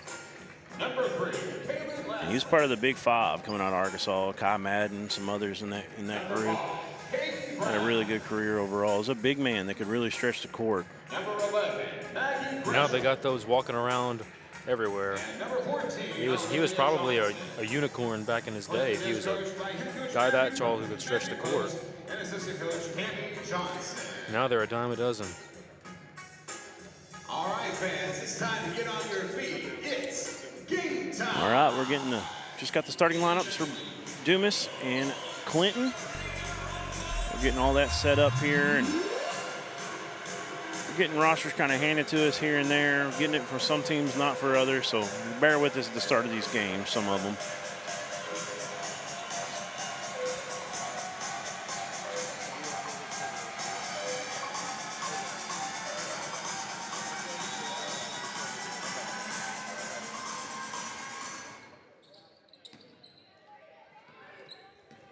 So Dumas wins the tip.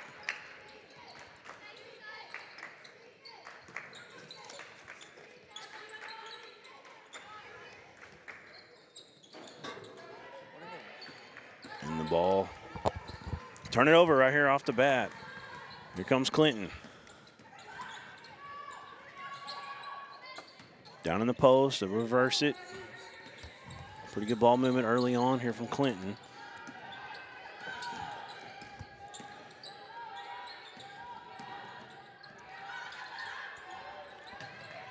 There's a pass down low in the post to number 11, Maggie Gresham.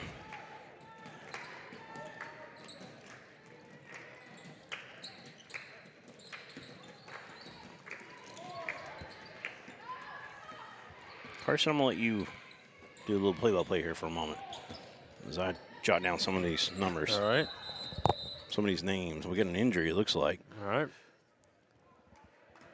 Dumas Lady Bobcats and the Clinton Lady Yellow Jackets here at Tucker Colosseum in Russellville, Arkansas. 2-0 lead right now for the squad from Clinton, and going to have an early substitution here for Dumas. Number 20. That is Kiara Jones. We'll see if Dumas can get some offense going here. Their head coach is Karen Broughton. They're going to go down low. It's picked off, and the Lady Yellow Jackets headed the other way. Ball screen here. They're going to head to the corner for three. Off the mark. Offensive rebound. And out of the corner for three. Might have been a long two. They're going to say it is a two. And so now Clinton holds a 4-0 lead. Looks like that was number 5 on that shot. That was Caden Brown. Yeah, and this is a college three-point line, so, but in the corner it may be the same a little bit. I'm not sure on that. They give her the 2, though. Here's a steal here. Duran, you just let me know when you're good with the names and such. I will.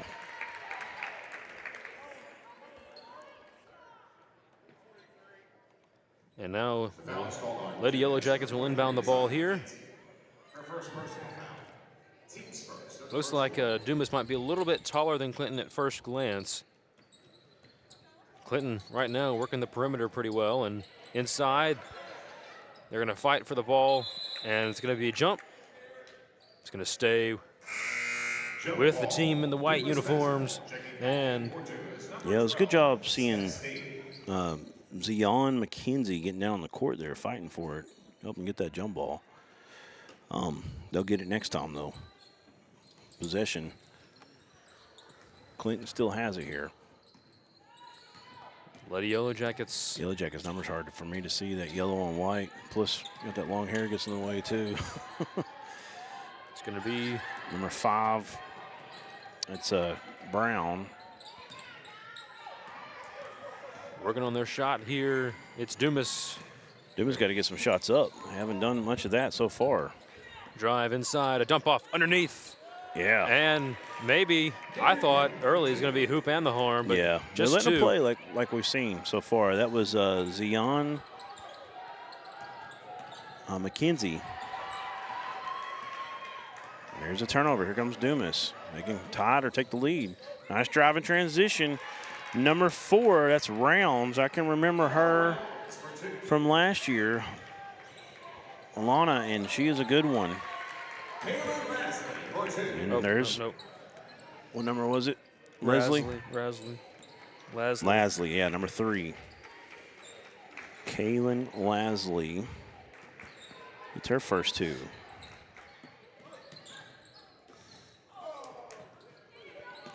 (6-4) early lead for Clinton. There's Rounds trying to drive.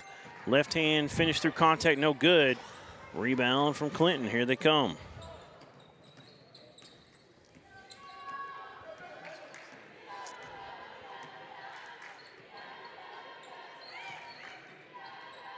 Clinton taking a 3 from the wing, and it's good. And that was Brown. That's her 5th point, and they've got 9 on the board. They're up 5, 9-4 early. Number 12, that's Stefana Steen, has it, gives it into the corner. Now on the block. Shot was no good, a little mid-range jumper.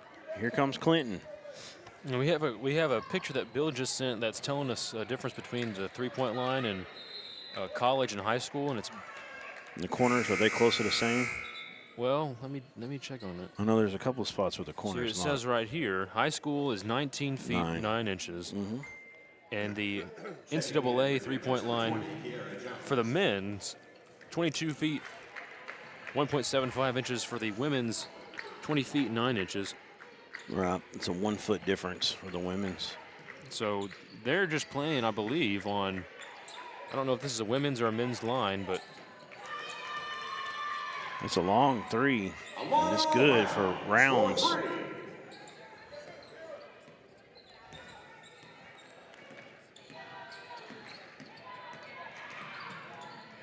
Clinton into the short corner, it's good. That was number 11, Maggie Gresham. That's her 2nd field goal. 4-point game, 11-7. Here comes the Lady Bobcats. They get it to number 34, who's in now. Now up in the high post, down low by Kira Jones for 2. That was good ball movement. High post, little high-low action. Number 34 is Kendry Broughton, and I remember her as well last year. She's a really good one. Had a great game in the state tournament up at Elkins. A nice job by... That's the head coach's daughter. Yeah, a nice job by Clinton. They've come out pretty strong early. If I remember right. And now they've, making shots at the line can make or break a basketball game. Even though Dardanelle shot the ball fairly well from the free throw line, they still lost that last one. But Clinton's got to find a way to hit those free throws if this game's going to continue to be close. 1 2 for Brown, and she's got 6 early points though. There's a little pull-up jumper, no good. Here comes Clinton. 3-point ball game. Open 3 in transition, no good. Offensive board and putback. Is that Brown again, number 5? Or is that number? That's number 11, Maggie Gresham. That's her 3rd field goal. 14-9. Seen Clinton play a lot. Didn't get to watch him last year that I can remember. Did get to see Dumas in the state tournament. Both these teams well coached. There's a nice 18, 19 footer for Johnson. That's her first points. I believe. I missed 2 for Dumas early on. We're getting everything written down. It's 14-11. Broughton with the rebound brings up the front court. She's a really good facilitator. She can go to work on the block too. She gets a chance here. They're going to double her. Spins right out of it. They're going to call a travel though. Going to say too many steps there. Yeah, you get down in the post like that, you get in traffic, and it's really easy to do that. Just going to be something the coach is going to have to work on, just refining that footwork and getting things where she wants it to be. Gresham was going to work there against Broughton, but couldn't get the fall. And that's the daughter of the head coach. I think it's the granddaughter, if I remember correctly, but I could be wrong. And her son is the high school, the boys coach. Oh, okay. Yeah. Things you learn in doing this, state tournaments and such. Now back into Broughton, up with the right hand, it's good. She's one of the better back to the basket players in the state. She's done a good job just getting in there, and I mean, for me, this is the first time you've seen her. Right. For me, at first glance, it looks like Dumas has a slight, not by much, but a slight size advantage. I agree. In a height perspective on Clinton right now. And then getting down low there to number 11, that's going to be their best bet at getting any kind of size advantage. Well, another thing, I think they got to get in there and do that, because Broughton it creates a lot of issues for you. She not only can score on the block as good as anybody, and there's a good play on the inbounds to Maggie Gresham, but she also is a really good facilitator. So I think they need to go at her and try to get her in foul trouble early. As you see right there, throws it up with the left hand. She's going to get fouled and shoot 2 though. Yeah, she didn't like that travel call early. She didn't feel like she traveled, and it was a really nice move. It was hard to see from this angle exactly what happened on that spin move where she split the defenders. And Broughton, good from the free throw line. She's got 3 points. Yeah, being related to a coach, you're probably going to be a good free throw shooter. They're probably going to work on that. Yeah. Lived in the gym growing up, I'm sure. Exactly. With full court pressure here from Dumas. Clinton beats it. They've got a 3-on-2 if they go quick, and they're going to get about a 10-footer. No good. Rebound, Dumas. Here comes the Lady Bobcats. A little leak out, open 3, and it's good right at the buzzer.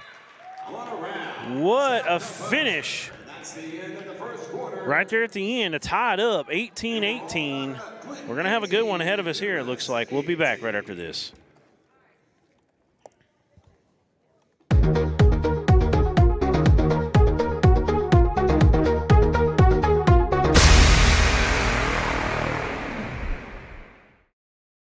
There comes a time in all of our lives when we need the help of legal services. Well, let Leah Jacobs at Heirloom Legal at 425 North Church Street in Atkins be your go-to when you are needing assistance. If you're needing a will or a trust, maybe you're helping an elder parent with Medicaid issues, or planning on opening a brand new business, maybe you have another legal need.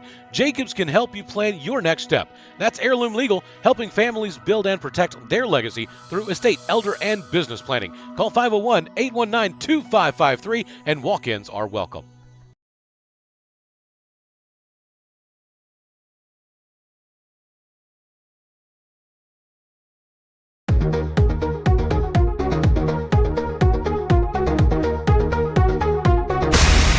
So hot, you're gonna think my prices look like a mirage. Wrong. The prices on these trucks are the lowest prices ever. My trucks look different. Drink plenty of water and wipe your eyes. You're not gonna believe these prices. Go to D3 Auto Sales on Facebook right now.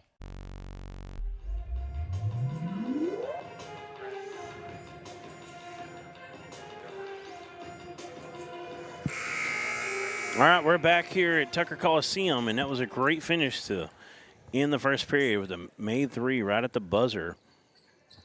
I believe We were trying to figure out who made that one.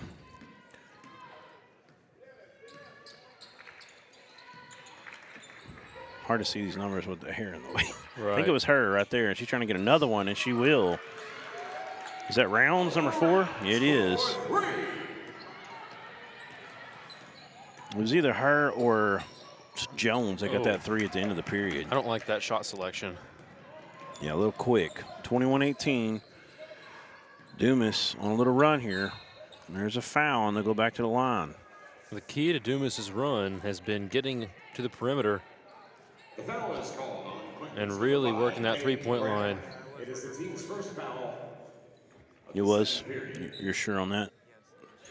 All right. That was our producer. Aaron was letting me know that it was Alana, sorry.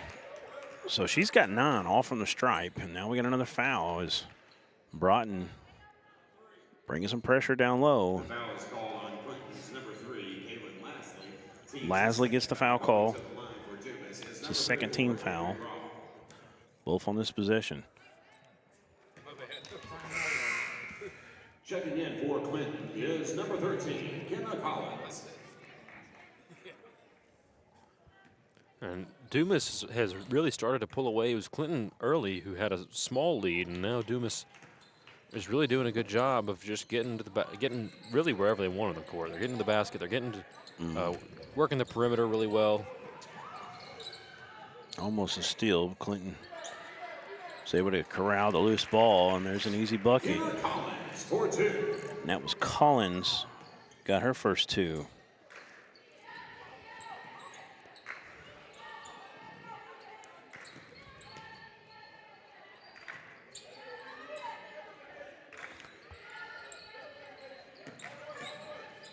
From the high post, drives, finishes with the left hand. Nice move. That was Kenya Johnson. Nice drive to the bucket.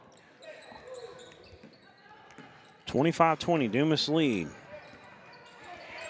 Clinton picks up the dribble. Clinton able to get it down in the post now. Nice job hitting a cutter kind of coming down. They can't get the shot to fall. Here comes Dumas. Good physical rebound by Dumas inside. And the coach is going to be proud of her for Ooh, that. Broughton, did you see that extra step there to get open and finish with the left hand? She's a good one, and Dumas is starting to settle in. 27-20. We'll be back right after this on ASN.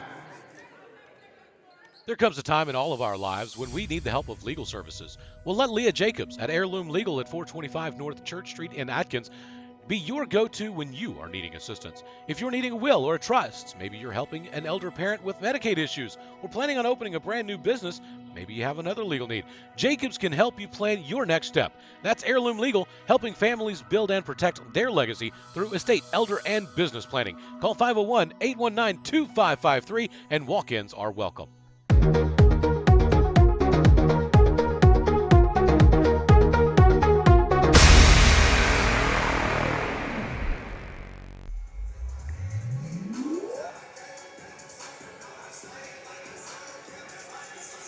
All right, we're back at Tucker Colosseum. Dumas really having some good offense the last few possessions, and ended the third on a high note. Started the second period on a high note, and Clinton's got to get going right here. A little step back shot. Offensive board from Clinton off the glass, no good. This time it's cleared by number 2. Camya Mosby, who's in the game now. High post. Mosby will take that one from the free throw line. 16-footers, no good. That was a good shot. You just didn't get it to fall. You get it right there at the top of that, about where that free throw line was, and she was open. I thought that was a good shot. Maybe drive one more dribble, but. We got a foul and little drive here from number 2, Lexi Wallace. Her runner wouldn't fall. She'll get to shoot 2. Dumas, number 3, in our 3A pose early. We've got Dover, which we'll see later. We got Lamar, which we'll see as well today, and Dumas. So you got the top 3 girls teams here today in the 3A pose. And then Clinton one of the better teams in 4A girls. I don't have their ranking in front of us. I'm not sure if they're in our top 10.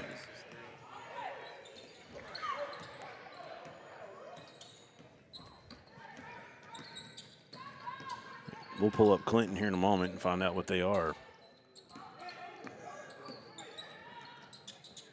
I don't think they're in our top 10 at the moment. They could be. I haven't looked at that. We just come out with an inaugural poll on Sunday, I believe, Monday or Sunday. Here's a steal. Dumas in a 2-on-1, and she's going to get the and one. What a nice drive. Stefana Steen.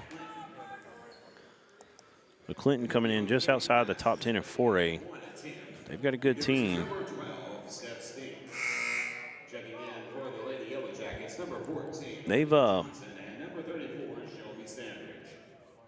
They've graduated quite a few over the last few years. They still got a few back. I'm familiar with Gresham. I'm familiar with Lexi Wallace.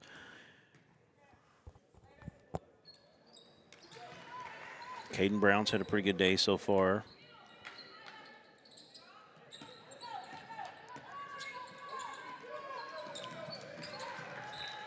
And there's a turnover. Dumas pressure causing some issues for Clinton. Trying to speed them up. It's time to turn it over. It's 30-22. We've seen them get sped up and take a couple quick shots early on once they beat the pressure. You talked about it once, Carson, how you didn't like that shot selection. They've sped it up a couple times and took some decent looks down pretty close as well, but there's another point inside the paint for Dumas. That's where they're starting to live. That's number 22. Jaden Slater. Now, Dumas has had good shot selection pretty much all around. They just good coaching, and they find a way just about every time to get off an open look. 15-footer from Clinton, no good. And here comes Dumas again.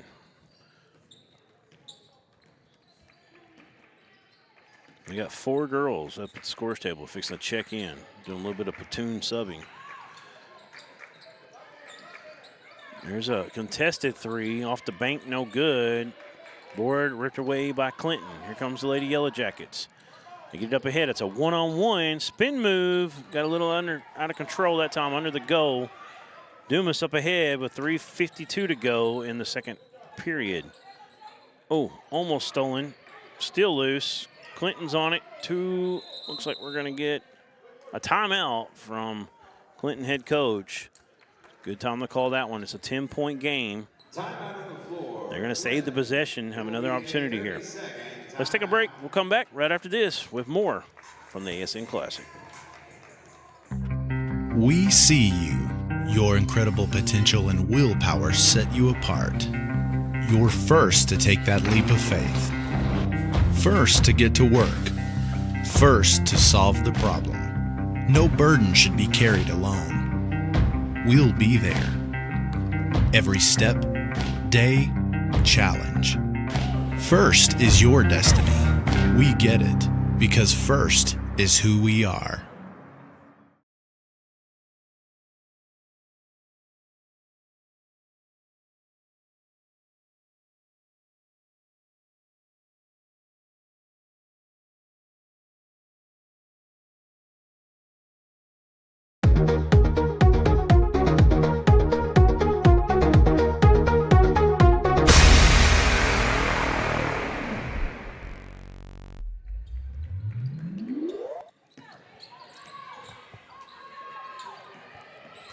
Yellow Jackets get through the pressure. Another quick shot, though, as they got sped up, and I think that was partially altered that time. Dumas in transition. Oh, that was down in the cylinder and came out at the last second. Steen's going to go back to the line, though, and shoot 2. So Clinton played a pretty tough schedule. They started out with Bigelow. Bigelow's had a great women's program. Yeah. They took one away from Wonderview. You know, that's a little bit of a rivalry in basketball just down the road, 60-56. Lost one to Watson Chapel, a close one. Then they took down Harrison.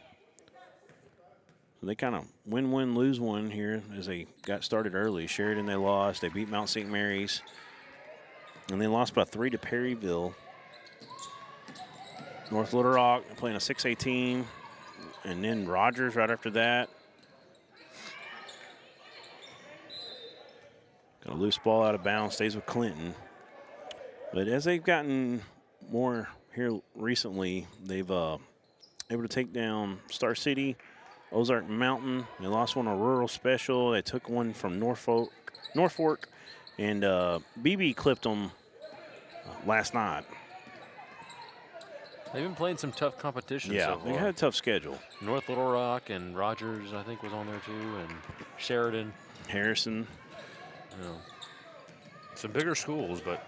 There's Broughton. She's fouled and back to the line. And man, the team fouls are starting to rack up for Clinton. It seems like every time Dumas comes down here, they go to the line. On Clinton's number 5, Peyton Brown.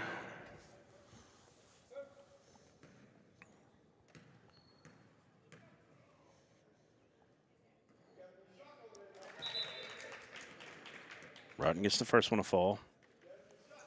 She's been working the post really well today, and now she's getting to the free throw line, and she's had a couple of free throw opportunities so far, and she's done pretty good so far at the line.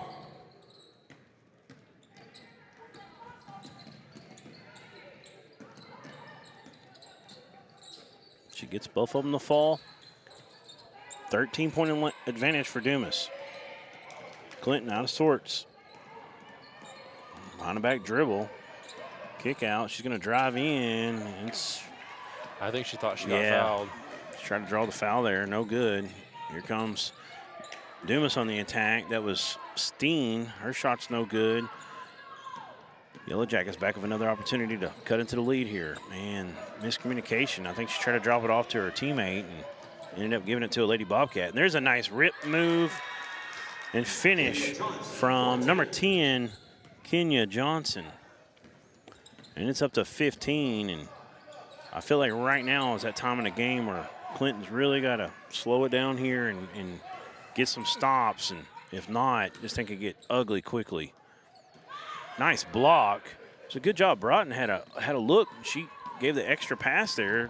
Thought she was wide open, but here comes a Lady Yellow Jacket out of nowhere with that block shot. Open three, no good. Offensive board. I like to see, I think that's Lexi Wallace, number 2, just went down. I think she might have been the one that got the block a moment ago. I could be wrong on that, but she's got a high motor.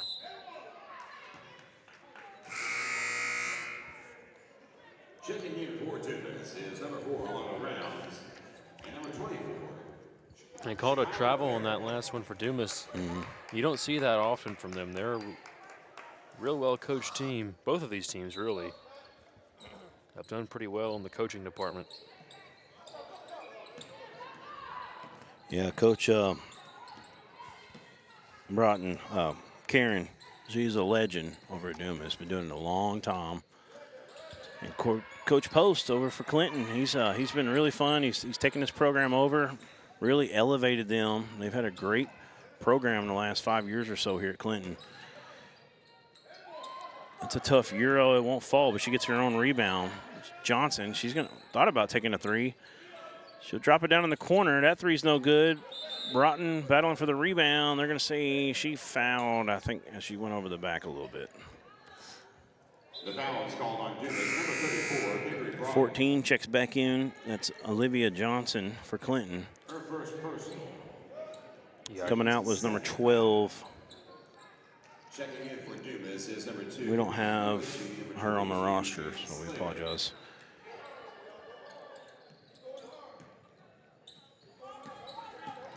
Clinton. If you're listening out there, drop us some comments. If you're watching from Clinton, let us know where you're watching from. If you're rooting for Clinton, though, and you know their roster, who number 12 is, drop us that comment. What were you going to say about Clinton? I was just going to say that they haven't, you know, Dumas is a really highly ranked team, and they haven't looked like they've been afraid of them, really. They've come out and just run their stuff, just haven't gotten good looks, really. That three's no good. Offensive board goes out of bounds. Loose ball. Dumas will get it, and there's only 25 seconds left, 24.9 to be exact in this first half, and it's a 15-point lead. If you'll remember, Rounds was able to get that three at the end of the first period. Dumas would like to go out in style again. Shot clock is off. They're holding. It's down to 11. Skip pass. Down to 4. They got to go. Ball's deflected. Got to get it off. No one's going to get a shot off. It was a good last stop, though, from Clinton to keep it from getting worse. 15 points, they're down. 37-22. We're going to take a break. We'll come back after this. We'll give you the halftime totals. Everyone tells you to think about the future, but there's power in the process. We value this moment because at ATU, every moment brings you one step closer to what comes next. You've got this. Right here, right where you are. Focus on the now, because our focus is on your success. It's so hot, you're gonna think my prices look like a mirage. Wrong. The prices on these trucks are the lowest prices ever. My trucks look different. Drink plenty of water and wipe your eyes. You're not gonna believe these prices. Go to D3 Auto Sales on Facebook right now. There comes a time in all of our lives when we need the help of legal services. Well, let Leah Jacobs at Heirloom Legal at 425 North Church Street in Atkins be your go-to when you are needing assistance. If you're needing a will or a trust, maybe you're helping an elder parent with Medicaid issues, or planning on opening a brand new business, maybe you have another legal need. Jacobs can help you plan your next step. That's Heirloom Legal, helping families build and protect their legacy through estate, elder, and business planning. Call 501-819-2553, and walk-ins are welcome. During the Great Depression, nothing came easy. But with just 5 cents, an old truck, and a load of hay, John Tyson and his family found a way to deliver quality chicken to other hardworking people. Today, Tyson continues to find new ways to help put a chicken in every pot. Because people deserve farm-raised chicken of the highest quality. At Tyson, we remain committed to this simple promise: to always keep it real, to always keep it Tyson.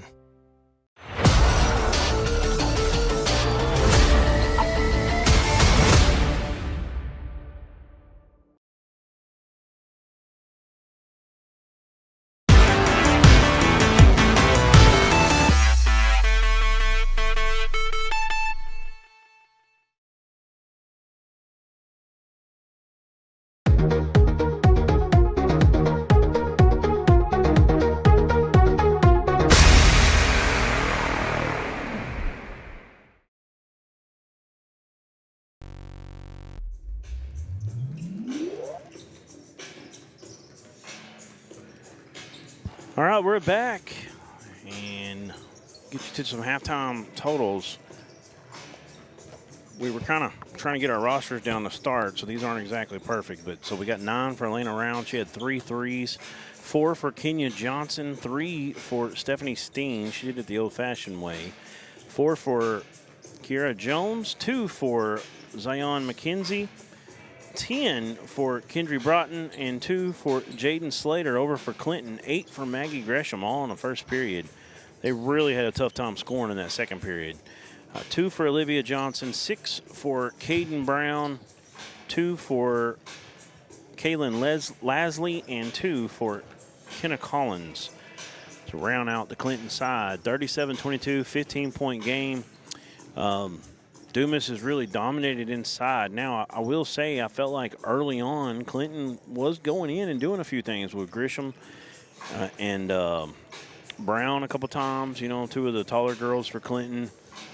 I feel like they need to continue to do that and see if they can get girls like Broughton in foul trouble, because they don't have an answer for her on the other end. Yeah, you've got Dumas, who really, the Dumas girls team really pulled away in that second quarter, like you mentioned. And Clinton's just had a tough time really getting in there and finding their shot. Dumas has not had much of a struggle at all. They're getting down there to Broughton in the paint. She's doing a good job. And then you look at Clinton, you just got to find somebody who's going to get in there and find a good shot for you. They don't really have a go-to person. They're kind of team basketball oriented, which is a good thing usually. But sometimes you need that little spark. And under Matthew Post's tenure there, they've been a really good three-point shooting team, and they've got one made 3 by Caden Brown early. I feel like that's something that they got to get going. They got to get some threes to fall, kind of help open some things up offensively for them. But that's all we got for the halftime stats and analysis in this one. We'll be back here in a few minutes. We got about 5:50. We'll have second half action for you right here on ASN.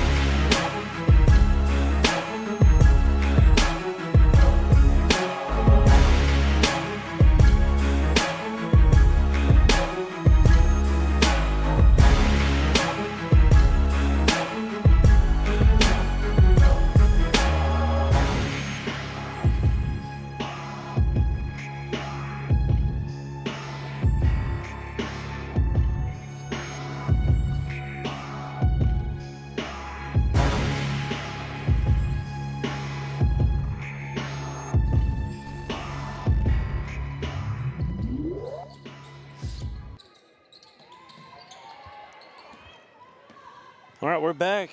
Clinton gets the ball to start the second half. They need to come out and get a good start. They want to make Dumas take the first time out.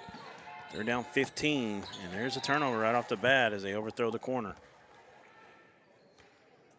Yeah, if you're Clinton, one of the things that you really have to do is you really have to find a way to prevent turnovers, and I feel like that's being Captain Obvious, but you know, anytime that you're playing a team that really is more talented than you, like Dumas is, you have to find a way to win, doing little things right, and that's what Clinton's going to have to do here in this second half to really turn this thing around.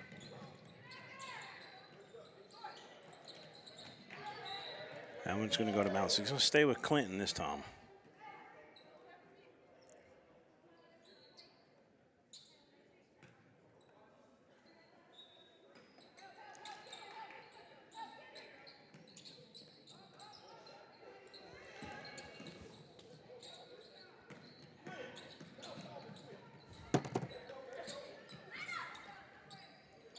Loose ball, Dumas and Clinton on the court. Finally, Clinton comes out of there with it, and then it's knocked out of bounds. Stays with Clinton, they'll say.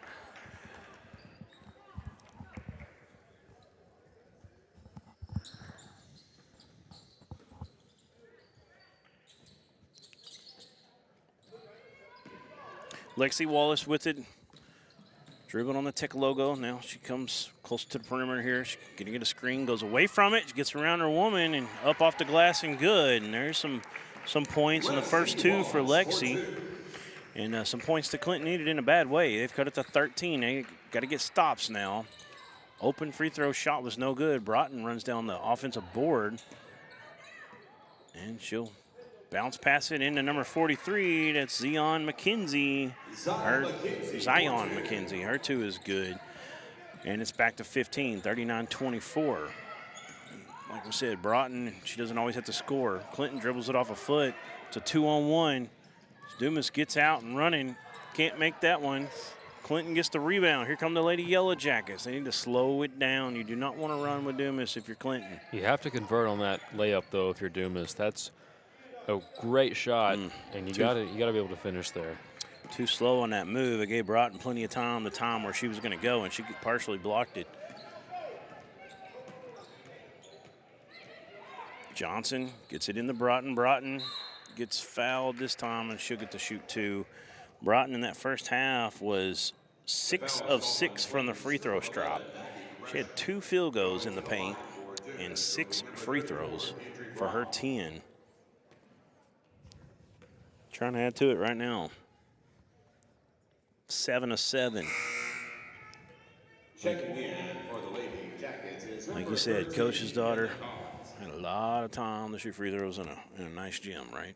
Right. A little bit different than shooting out in the yard. I was out there with my daughter. Yeah, there's no official free throw line out there. Right. My daughter's got a concrete slab. I grew up with dirt. Yeah, it's even more fun. Dirt. Ozark Mountain dirt, a bunch of rocks, you know, popping up all the time. And my parents actually live on an area where crystals naturally come up, which doesn't happen in the Ozarks as much as the Ouachita's. Yeah, I played on a slanted. It was always slanted. So. Oh, downhill, yeah. If it's a long rebound a certain way, you better start running. When I was playing with my friends, you probably had a few trips and ankle twists and all kinds of stuff like that. It wasn't. You're better. We're better for it. Right. It wasn't crazy slanted, but it was enough where it would mess you up a little bit. Right. Kids don't know how good they have it nowadays. You know? We used to go to school uphill both ways, right? Right. Timeout by Clinton, full one. We're going to take one with them. 41-24, 17-point lead for Dumas. We'll be back. There comes time in all of our lives when we need the help of legal services. Well, let Leah Jacobs at Heirloom Legal at 425 North Church Street in Atkins be your go-to when you are needing assistance. If you're needing a will or a trust, maybe you're helping an elder parent with Medicaid issues, or planning on opening a brand new business, maybe you have another legal need. Jacobs can help you plan your next step. That's Heirloom Legal, helping families build and protect their legacy through estate, elder, and business planning. Call 501-819-2553, and walk-ins are welcome. It's so hot, you're gonna think my prices look like a mirage. Wrong. The prices on these trucks are the lowest prices ever. My trucks look different. Drink plenty of water and wipe your eyes. You're not gonna believe these prices. Go to D3 Auto Sales on Facebook right now.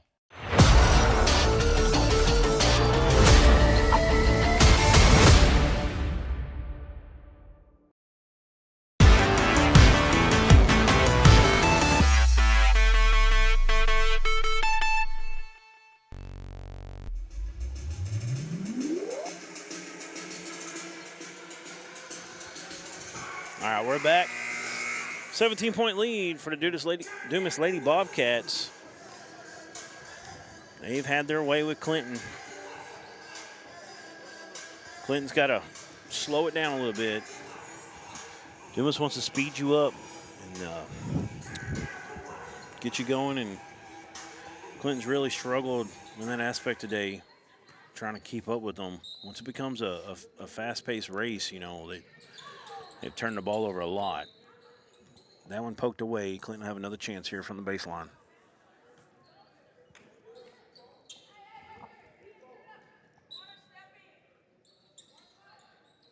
Number 12 back in. Once again, we do not have her name. There's a turnaround shot, no good. Here comes Dumas. If anybody can see the comments that's in there, let me know.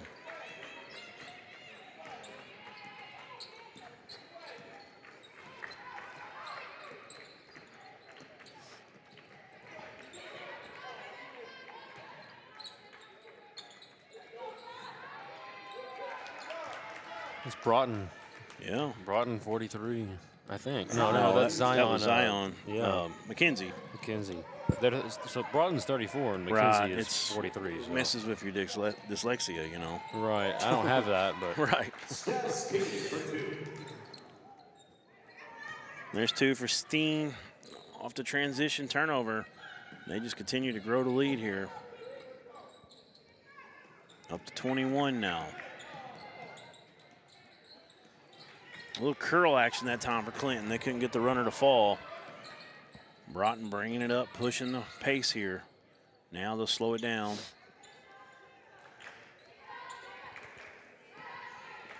A lot of rounds with the ball up top. Going against Wallace now. She gives it up on the wing. Steen wanting the drive, and we got a foul. I'm sorry, that was Johnson. Blocking foul call on Dumas. Number 43. Got a moving screen, top foul. That is her 3rd personal foul, team's 3rd. Some full court pressure here from Dumas. Now they'll fall back. This is where Clinton, just because they beat the pressure, doesn't have to go full speed. This is much better ball movement this time. And there's a decent look from 3. Off the top of the board almost, no good. There's an offensive board, put back, no good. Here comes Dumas. It's number 13 is her number, not 12. Maybe we do have it. Let me see again.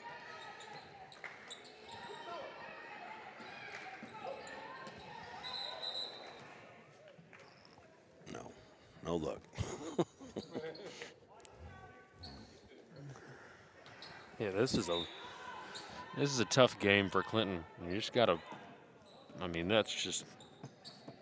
Dumas just has come out and they have shown that they're the more talented team. It's just simple as that. And right. when you're Clinton and you have to rely more on, you have a good coach. So, but whenever you run into another good coach, yeah, it's. The shots aren't falling either. Right. So that makes it even more tough.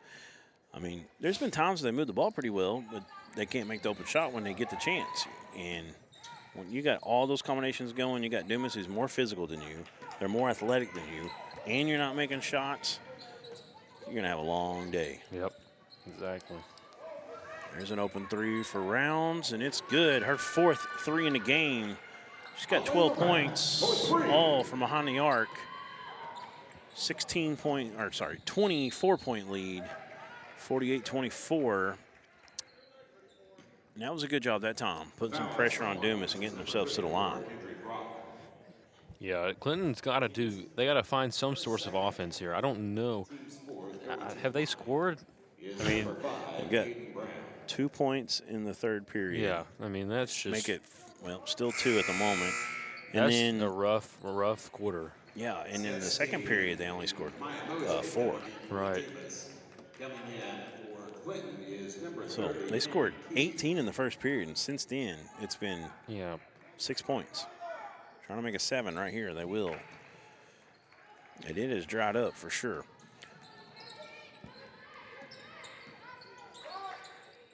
Rounds has it on the wing. Dribble it back up top. Clinton's in a 2-3 defense. A little step through and just kind of lets it go. And a little luck on that one. Absolutely. Was, it's been their day. Yeah. It's been Dumas' You'll take day. it if you're Steen. Broughton cuts her off. Kicks it back out.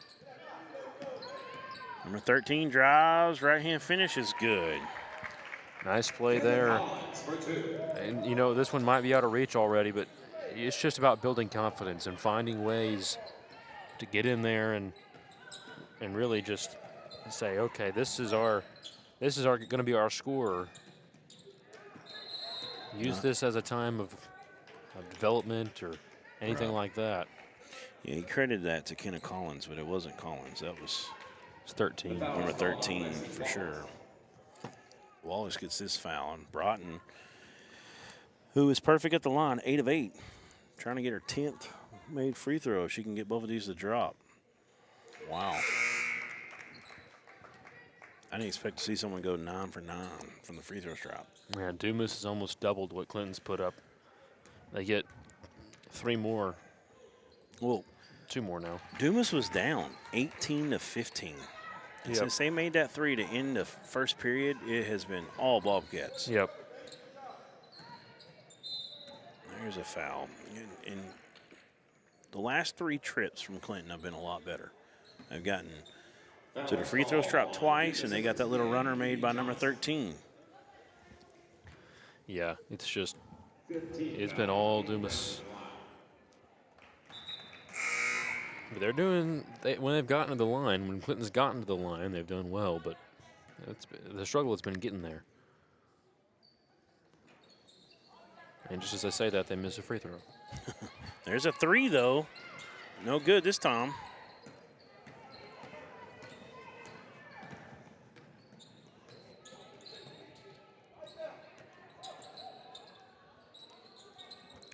Dumas gets into the high post. She'll just take the shot. Thought she was going to dump it off down there on the baseline. She says, I got it. Kenya Johnson with 2 more. She's got 6 in the game. With 13 with a crossover. Left-hand finish a little short. I think she rushed it a little bit, felt that pressure. And Broughton bringing it up with a little hezzy. She gives it off. Rounds has it. Back to Broughton. Broughton going to work. Spin move. Finishes over the right shoulder. And Kendry putting on a show.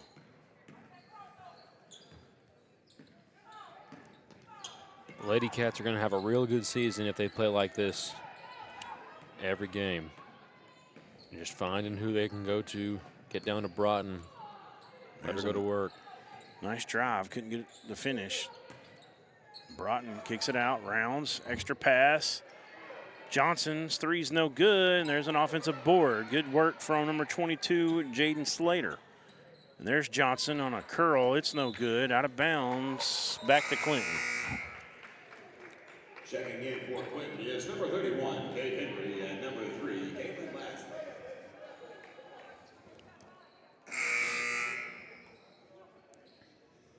Checking in for Dumas, number 43, Simon Kinsey, and number 20, Kiera Jones. So Clinton getting a little deeper in the bench now. And number 31 came in.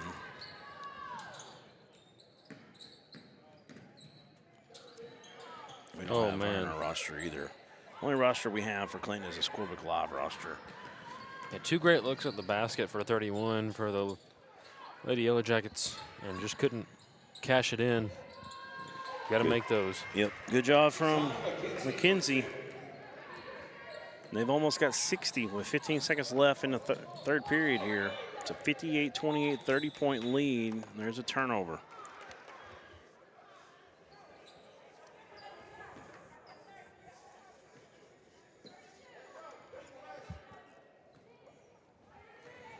Here come the Lady Bobcats. Done a pretty good job getting that last shot, and there it is from the wing. No good. Can they run it out and throw it back up in time? They won't. That's the end of the third. 58-28, 30-point lead. We'll take a break, and we'll be back for the last period in this one right after this. Everyone tells you to think about the future, but we know there's growth in the journey. At ATU, we value this moment because here, nature becomes your classroom. So breathe it in. You've got this. Right here, right where you are. Focus on the now, because our focus is on your success. It's so hot, you're gonna think my prices look like a mirage. Wrong. The prices on these trucks are the lowest prices ever. My trucks look different. Drink plenty of water and wipe your eyes. You're not gonna believe these prices. Go to D3 Auto Sales on Facebook right now.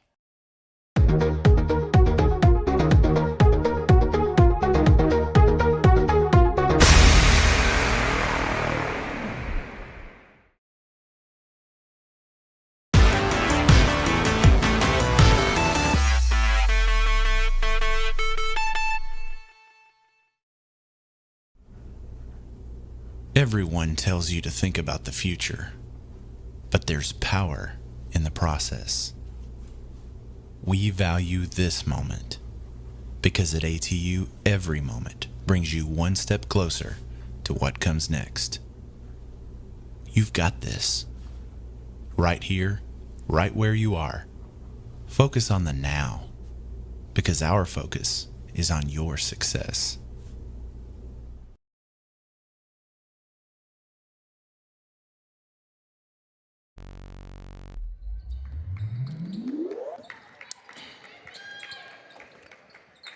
All right, we're back here at Tucker Colosseum. This one should have a rolling clock. And that makes it a 32-point lead off that nice drive from number 20, Kiera Jones. It's a 32-point lead, so we are in the sportsmanship rule. And here's another turnover. Jones, coast to coast almost. And she gets an and one opportunity, and she's got 4 quick ones to extend that lead 60-28, and it has been all Dumas since that last shot of the first period.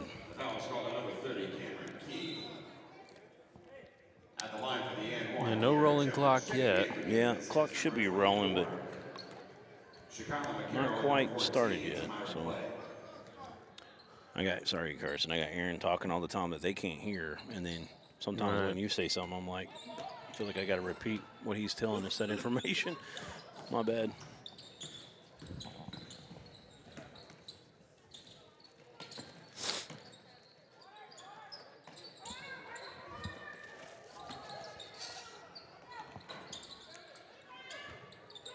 Clinton's still got some heart and still got some fight, but it's just been, man, credit to them for that and to their coach for keeping him motivated, but Dumas has just been all over him, offensive and defensive today, and they had a good first quarter, but they just weren't able to sustain it. Yep, Olivia Johnson with a nice play. I agree.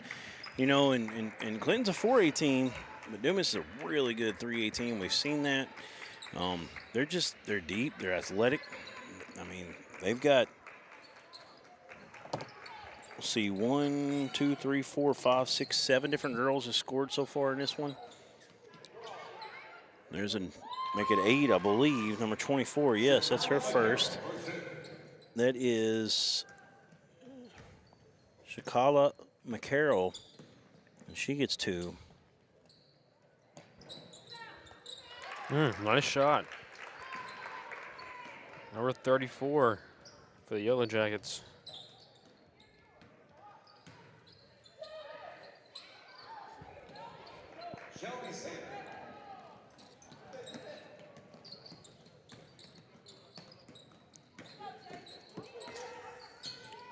So number 34 got that bucket. That's Collins.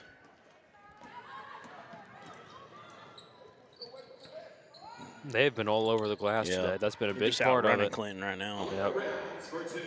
Doing it in transition and doing it on the glass, and those are two things that usually lead to a successful game. Rounds was still out there, one of the starters, and I think she's coming out now after those two. That was her first bucket other than 3. She had 12 points, 4 made threes, ended the game with 14, unless she comes back in, which I doubt we'll see. Clock is still stopping now, 66-33.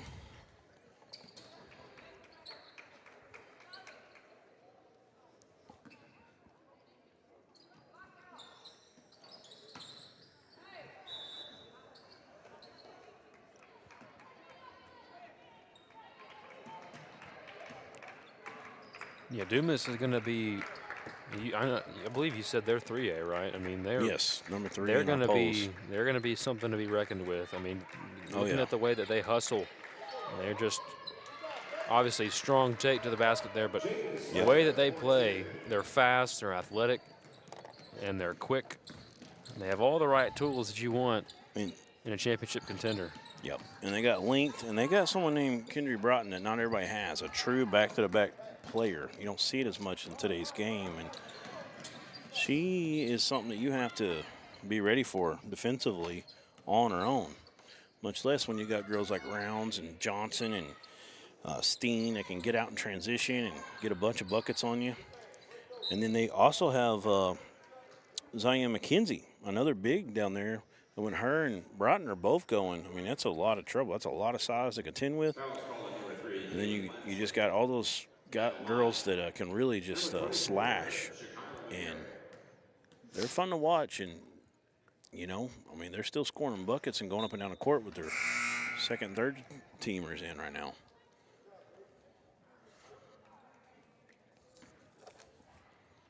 Yeah, I texted Brad. I'm responsible for it. No, I'm playing. I'm not exactly sure how the rules work on that, but now it's at 35, so maybe it's 35 where it kicks in. Maybe it's like football. Football's 35. Yeah, football's 35. Brad was telling me it was 30 when we did a Dover-Pottsville game. I'm not sure on basketball. I never heard officially. What number was that? Gibson, Alexis Gibson. Yep, number 30. Dumas still shooting the lights out, and they've got depth, obviously. Players that can come in and just make it happen.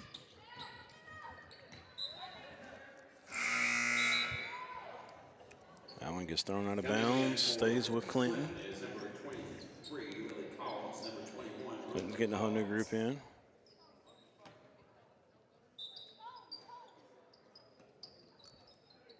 Coming in for Dumas, number 32, Dumas gonna get the rebound. Now there's a foul, I believe, afterwards. Or are they just gonna say it went out of bounds? Goes out of bounds, stays with Clinton again.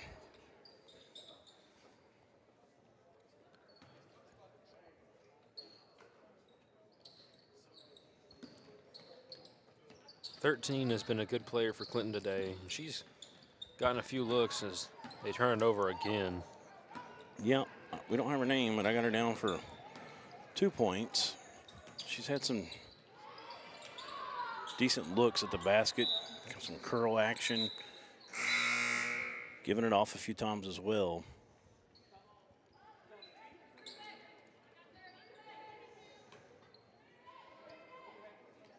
Appreciate everybody watching.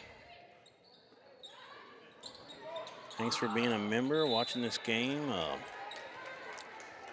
We appreciate all our sponsors we've got for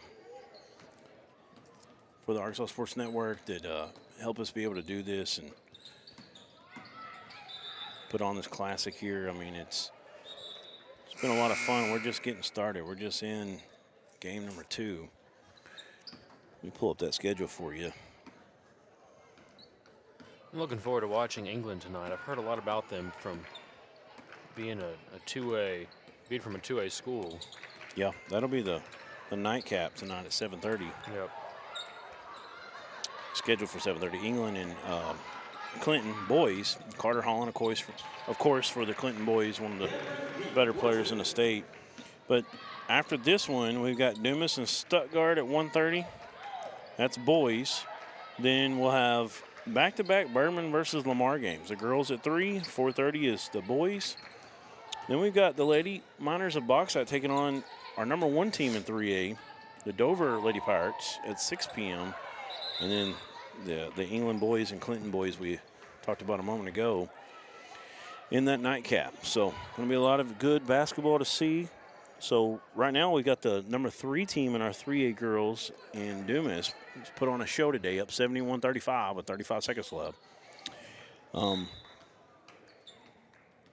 2 games later, we're going to have Lamar, who's number 2 in our girls 3A PO, and then we'll have Dover, second to last game tonight, as our number 1 team in our 3A girls. So top 3 teams in girls 3A basketball getting it done. And then, of course, Bergman boys number 1 in 3A, Lamar boys number 5 in 3A. Lamar has as much talent as anybody. They're still kind of gelling early on. Lost to Pottsville the other night in the Hoops for Hunger tournament at Russellville. That's going to be a fun one. Of course, Bergman and Lamar was one of those games that Lamar was playing as good as anybody last year. Bergman was able to knock them off, go on to the state championship, where they met CAC. CAC coming out of the same conference as Lamar last year, and CAC was able to win that state championship. Bergman, runner-up 2 years in a row, lost to Manila the year before. See if we can get Allen down We should there. have Alan Russell here momentarily. We're going to have head coach Karen Broughton, maybe one of her players. They're getting their prayers in right now.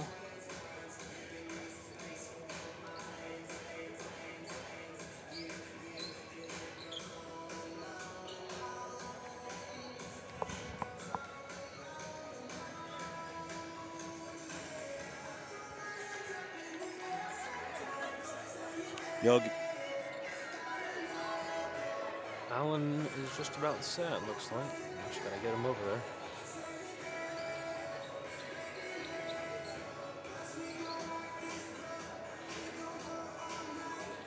No, just keep it here. All right, he's getting head coach Broughton. Looks like going to have Kendry as well.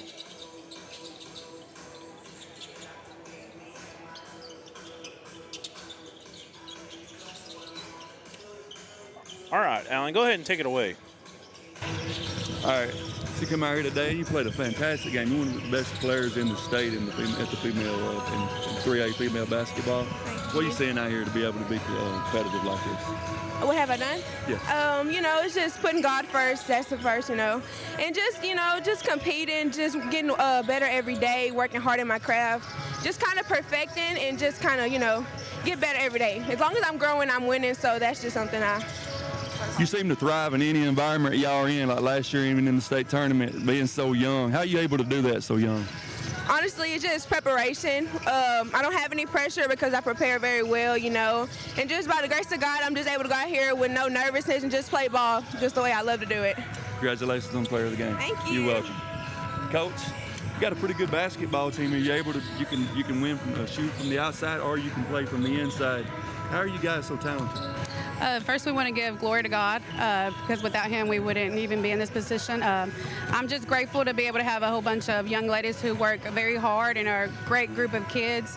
I just think just putting in work, like she said, preparing for each game, scouting report, knowing what the team is going to run and everything. So just doing preparation. Absolutely, and having a coach that you just took over for, doing it for as long as she did, that has to help, doesn't it? Oh, yes. She plays a big role, of course.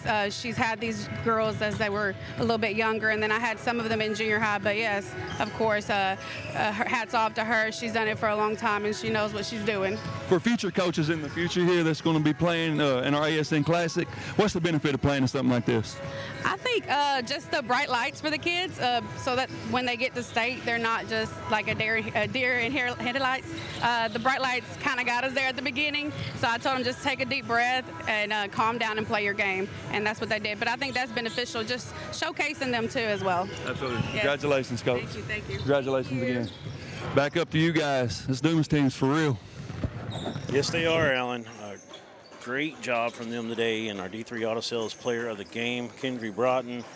And the legendary Coach Broughton has retired, and I actually didn't know that, so apologize about that. But she has left a big-time legacy and a great situation here at Dumas. That's the end of that one. We've got about 9 minutes till we get going in the next one. We're going to kill the stream. We're going to start a new one. I'll give you the final points for Kendry. She had 16, 14 for Elena Rounds, 8 for Kiera Jones, 8 for Zion McKenzie, 6 for Kenya Johnson, 7 for Stefana Steen, and 4 for Slater for Dumas to round out their big-time win. And this one is they definitely proved they're a big-time team in 3A girls basketball and worthy of the number 3 ranking for sure.